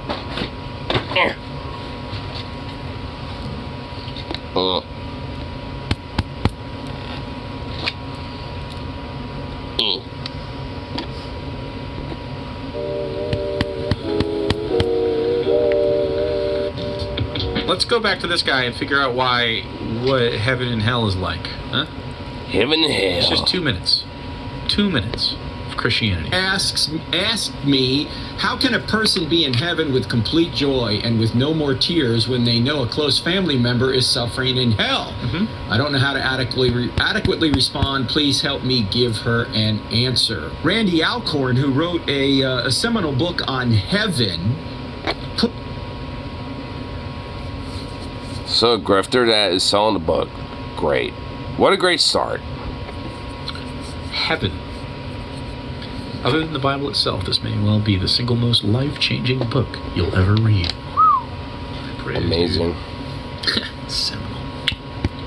put it Vesicles. this way, and think about this in the context of knowing your loved ones are in hell. Alcorn said this. He said, although it will be inevitably sound harsh, I offer this thought. He says, Although it sounds harsh. Uh-oh. A Christian saying something might sound harsh means it's going to be absolutely vile. Yeah, pretty much. How can I enjoy heaven when my loved ones are in hell? I mean, you must just say you just don't give a fuck, right? You just don't care. Why would you care? You're in heaven now. in a sense, none of our loved ones will be in hell. Because you're not going to love... Only some whom we once loved. Yup, I was right. Fuck them. Fuck them all. You know, there might be some loved ones that might, you know, experience life and stuff, and, you know, maybe some of your family members that might be on something you love, you know, pretty deeply, but guess what? They're gonna be going for the depths of hell, brother. For the deepest layers of hell, they ain't gonna even see the light and salvation of heaven, I tell you what. Is that literally what's going on here? It's like, you know, a bunch of loved ones, you know, that you might have, you know, are just never going to go to heaven because they're just damned to hell, and you're just uniquely the special one that will go to heaven? Is that what's going on here? No, you don't even love them anymore. You don't even love them anymore. Your child could go to hell. Love gone. It gets worse? It does? Oh, God. Incredible. This is Christian love. Our love for our companions in heaven will be directly linked to God, the central object of our love. We will see Him in them. We will not love those in hell because when we see Jesus as He is, we will love only and will only want to love whoever and whatever pleases and glorifies and reflects Him. That's fucking crazy to me. And creepy. What does that even mean? How do you, as a Christian person, explain that to me in a way that doesn't make you sound fucking crazy? Go. God.exe has purged irrelevant love. No, only love for us, my horde of love zombies. That's right. How is this this sounds like Cthulhu. I'm not even gonna lie. I'm not even paying attention because doing this is making my little boy kick his little feet, kick his little foot. It's so cute.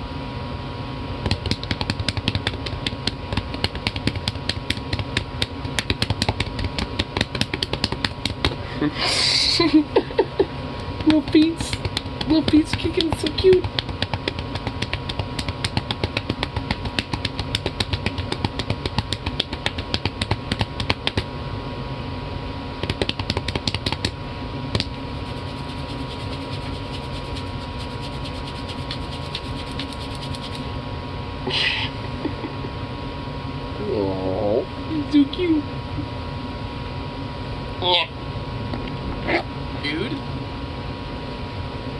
Okay, so once you die, your soul is heralded to an afterlife where you can do nothing but stare in amazement and awe and in worship of this God being for all of eternity. You can do nothing else, and you won't want to do anything else.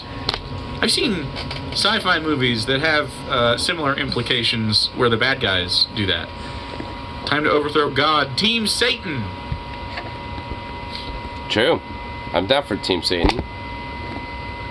Dude. I think Satan's the good guy. He literally was the entire time.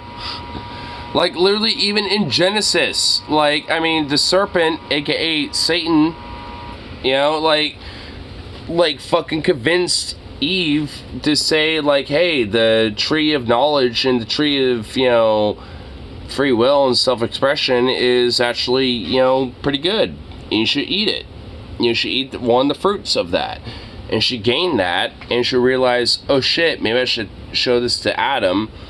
And Adam fucking ate it, you know, after she convinced him. So sounds like Satan's actually the good guy.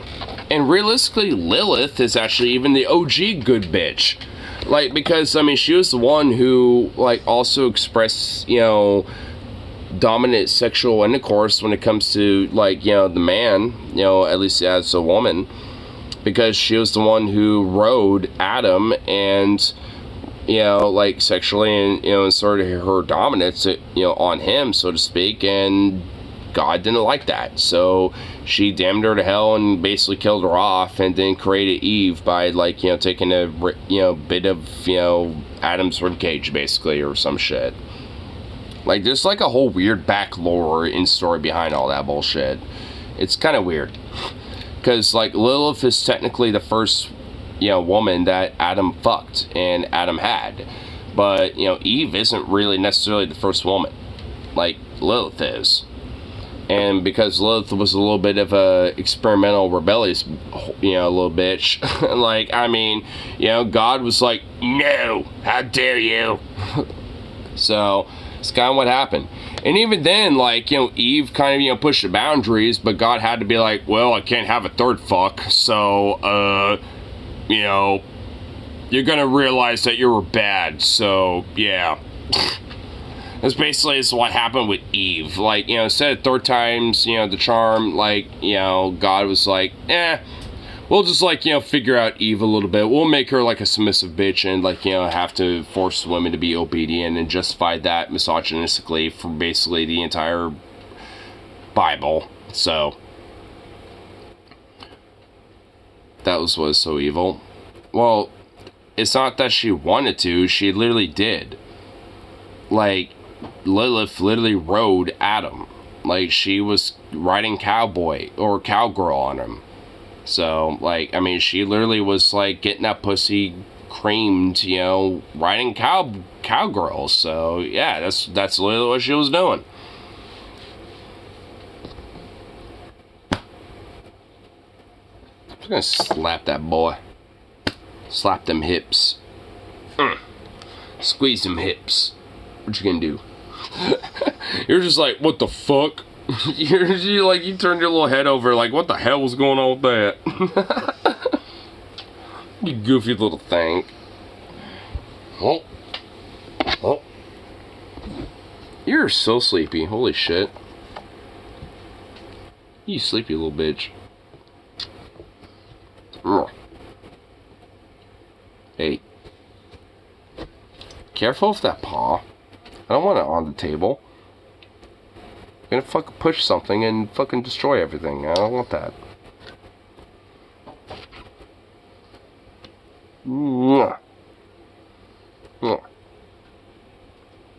Little sweet boy. I'm down for being rode by like bull. Well, call Lilith. She'll do it. She'll do it for free. I mean, I would too, but I mean, I'm kind of far away. But I mean, I imagine Lilith would probably be a little bit more like, it's spontaneous like that.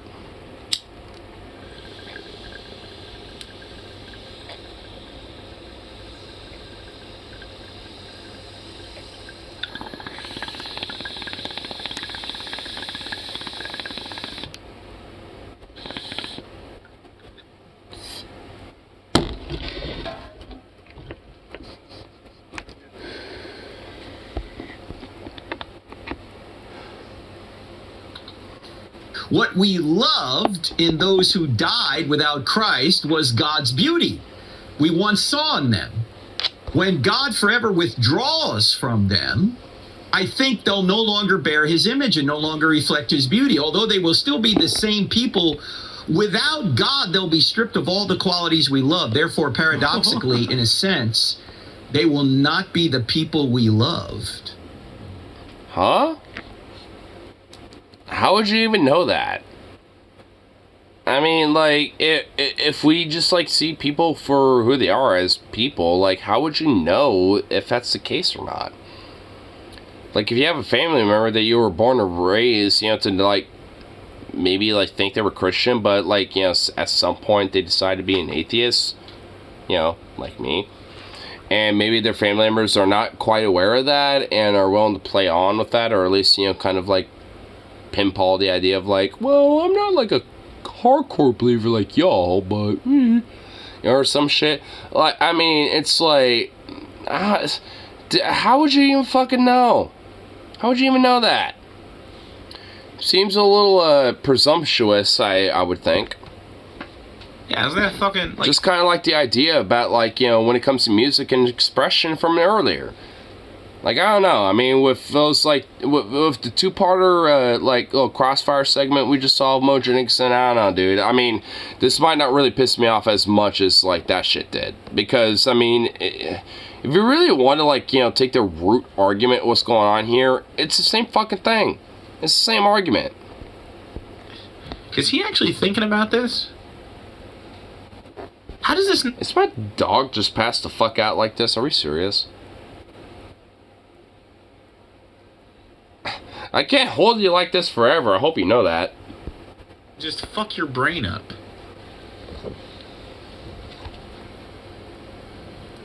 It means... So what he's saying here is that if you die and go to heaven and the person you love most goes to hell, psych. No, you don't. You don't love them anymore. The second you go to heaven, you are revealed God's love, and in relative to God's love and the love that you experience with the other people who experience God's love in heaven, the other chosen, you are you don't even love them. I don't even think it's even true necessarily anyway. Like, it's obviously, you know, a subjective opinion of this Christian, but, you know, considering that I have grown up Christian and a lot of my family members are Christian and I know how they fucking believe, this is bullshit. Like, even if you have loved ones who might, you know, sin and shit like that, there's, like, you know, some weird, like, you know, bullshit where it's like, oh, well, you know, like, they could potentially get to heaven as long as they forgive, you know, after death or this and that and blah, blah, blah. Like, there's, like, some weird bullshit excuse of how they might be able to see them in heaven. Yeah, you know what I mean? Like, there's always, like, some bullshit excuse and shit like that. I mean, you know, and because, like, at the end of the day, it's like, I mean, a lot of these Christians, you know, will say this type of shit, but when it comes to their true loved ones and the people that they actually care about the most, at the end of the day, they're going to think they're going to go to heaven with them, regardless of how much they've really, truly sinned. Because, like, I mean, if you really want to think about it, Adolf Hitler was, like, a hardcore Christian and was, like, an advocate and a believer of that philosophy and those ideas and that belief spiritually, and for all intents and purposes, he could be in heaven. So it's like, if a motherfucker like that could be potentially in heaven, if we want to take this Christian, you know, logic, then anyone can. So, I mean, at the end of the day, it means, you know, it means fuck all as far as I'm concerned. And this dog has passed the fuck out. Oh my god. I'm like tickling his little feet, and he's just not reacting to any of it. Little goof.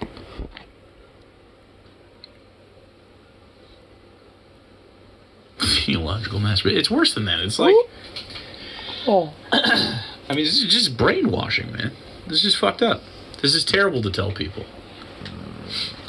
Now, he goes on to say, this is speculative, he says, I cannot prove biblically what I've just stated, but I think it rings true, even or else my theology breaks down.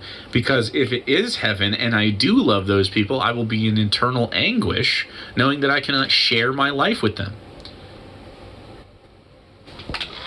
Because literally, it must be true because God can't be evil. I have At least in the Christian Bible, yeah, pretty much. Terrible news for your theology.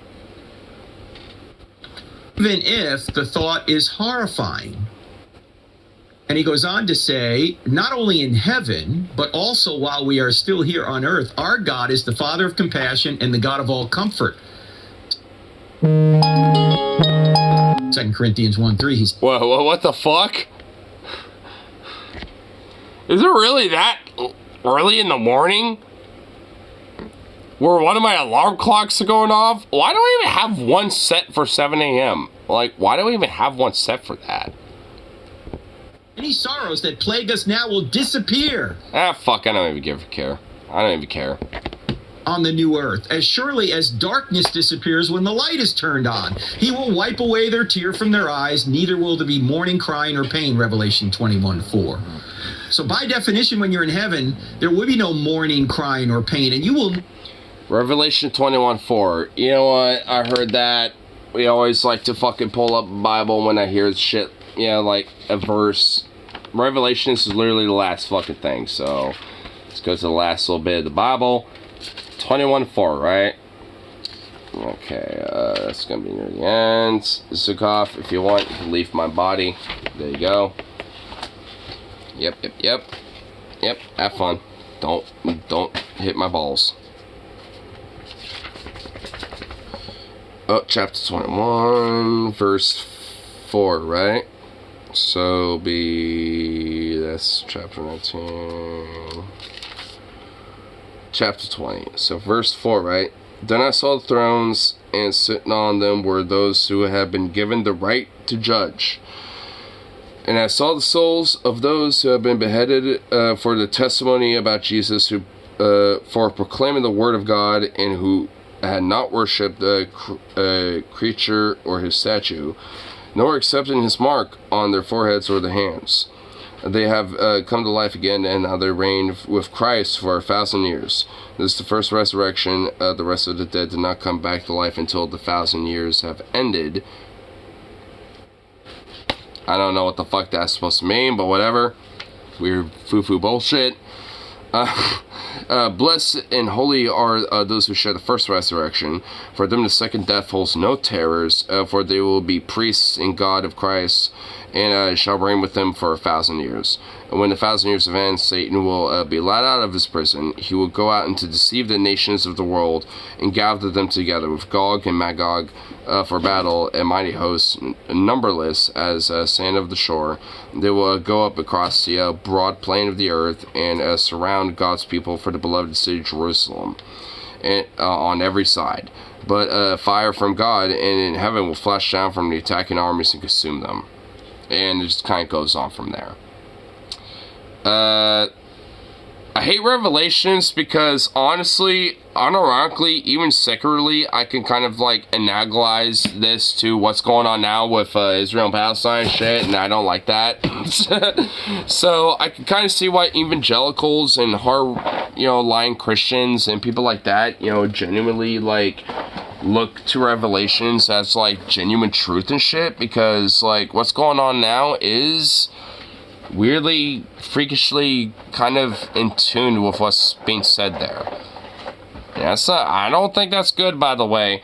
Like, they're forcing that. Like, I mean, they're trying to make it a truth when it's not supposed to be, and it's just meant to be myth. Intellectually, that the people that you knew have accepted their fate because they've... Well, I mean, to be fair, I don't think that's exactly what the chapter... What chapter was it? There will be no mourning, crying, or pain, and you will know intellectually. When you're in heaven, there will be no mourning, crying, or pain, and you Get to the verse. Will be mourning, crying. Any sorrows that plague us now will disappear on the new earth, as surely as darkness disappears when the light is turned on. He will wipe away their tear from their eyes, neither will there be mourning, crying, or pain, Revelation 21:4. 21:4. That's what I was reading. That's like, honestly, like very different from what you was saying. 21, that's chapter 21, verse 4. That's what it means. So, what the yeah, like that's very different. 21, 4, not 24. Oh, wait, oh, you might actually be right. I think I honestly was misreading that. 24 for... Yeah, you're right. Yeah, I was reading chapter 20. Okay, alright, hold on. Well, you know, honestly, I mean, you know, I'm kind of glad I read it anyway, because it's kind of analogous to different things anyway. You know, at least considering contemporarily. Not that that's supposed to be good, but mainly because of, like, a lot of the religious hardline extremism that comes from evangelicals and the Zionists, too, to an extent. Yeah, so 21:4. Okay, so now we got the accurate chapter and verse. I mean, so let's see what that says here. So, where's verse 4? Oh, that's verse 5. So, verse 4 is... Wait, 3. Wait, where the fuck is 4? Oh, right here. He will wipe away all the tears from their eyes, and there shall be no more... Oh, you know what? Hold on. Let's go from the very beginning of chapter 21. So, verse 1. When I saw the new earth with no oceans, okay, and a new sky, for the present earth and sky has disappeared. And I, John, saw the holy city of New Jerusalem coming down from God out of heaven. It was a glorious night, beautiful as bride at her wedding. I heard a loud shout from the throne saying, "Look at the home of God is now among men, and he will live with them and will be with his people." Yes, God himself will be among them. He will wipe away all... Here's verse 4. Here's where that starts. So, he will wipe away all the tears from his eyes, and there will be no sorrow, and no more death, no sorrow, and no crying, nor pain, and all has gone forever. And the one sitting on the throne said, "See, I am making all things new."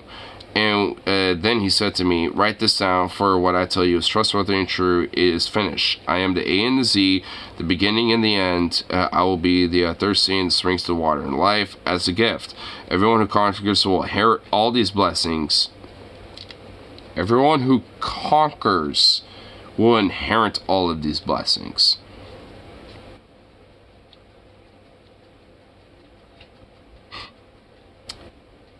Interesting. "And I will be his God, and he will be my son. But cowards return back from following me, and those who are unfaithful to me, and the corrupt, and the murderers, and the immoral, and those conversing with demons, and the idol worshippers, and all the liars, their doom is on the lake that burns with fire and sulfur. This is second death." And then the one of the 7 angels who has emptied the flasks containing the 7 last plagues came and said to me, "Come with me, and I will show you the bride, the Lamb's wife." And it just kind of goes on from there. Conquer what, though? Palestine, maybe? Yeah, probably Palestine. Because Zionism and the evangelical far-right Christianity that, you know, is very Zionistic themselves, look to Revelations.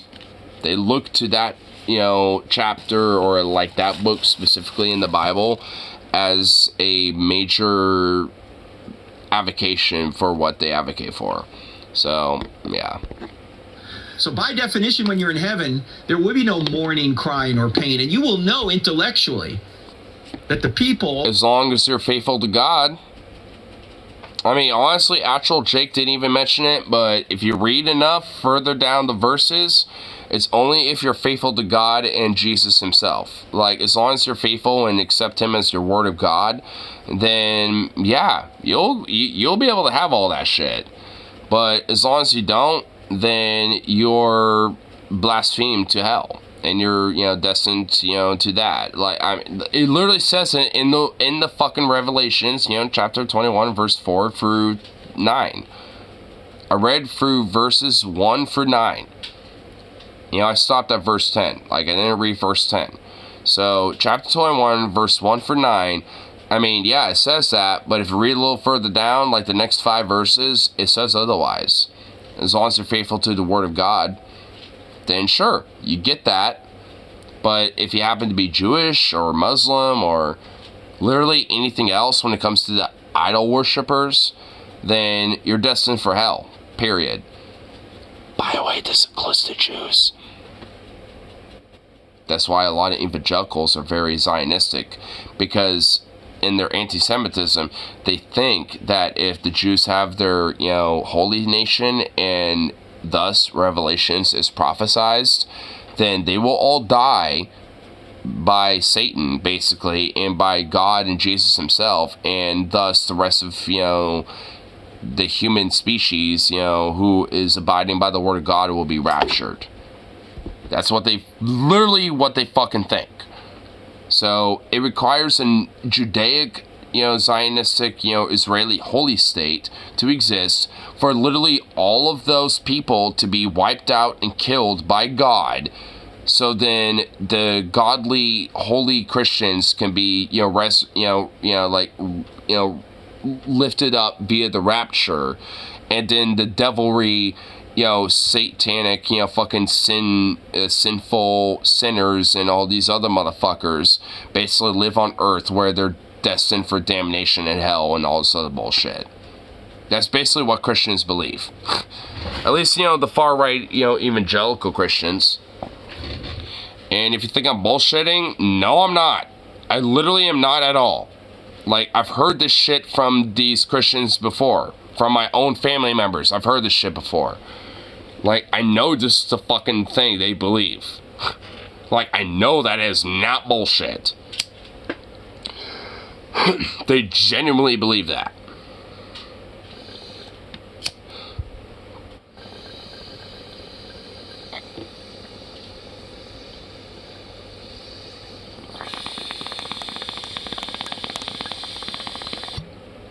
Okay, I gotta clean this fucking thing, goddammit.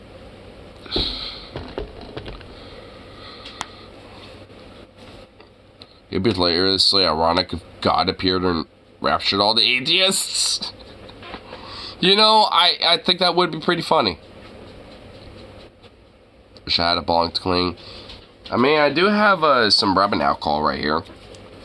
It's not at 1%, so it's not really, the best shit that you need, but this will do the trick. Actually, I don't think it was even open yet. Yeah, it literally isn't. There's still a seal on it. Wait, what the fuck? Wait, hold, what? What the hell? There's a little lid on this? Dude, there's like a little fucking lid that pops up, and there's like a little squirt thing right there. What the fuck? What? Alright, okay. Alright. I kind of dig it. I kind of like that. When you got a big jug motherfucker like this, I mean, I can see it. I like that. That you knew have accepted their fate because they've sinned and they've rejected. Drink it. Hell no. No. Christ that died for them.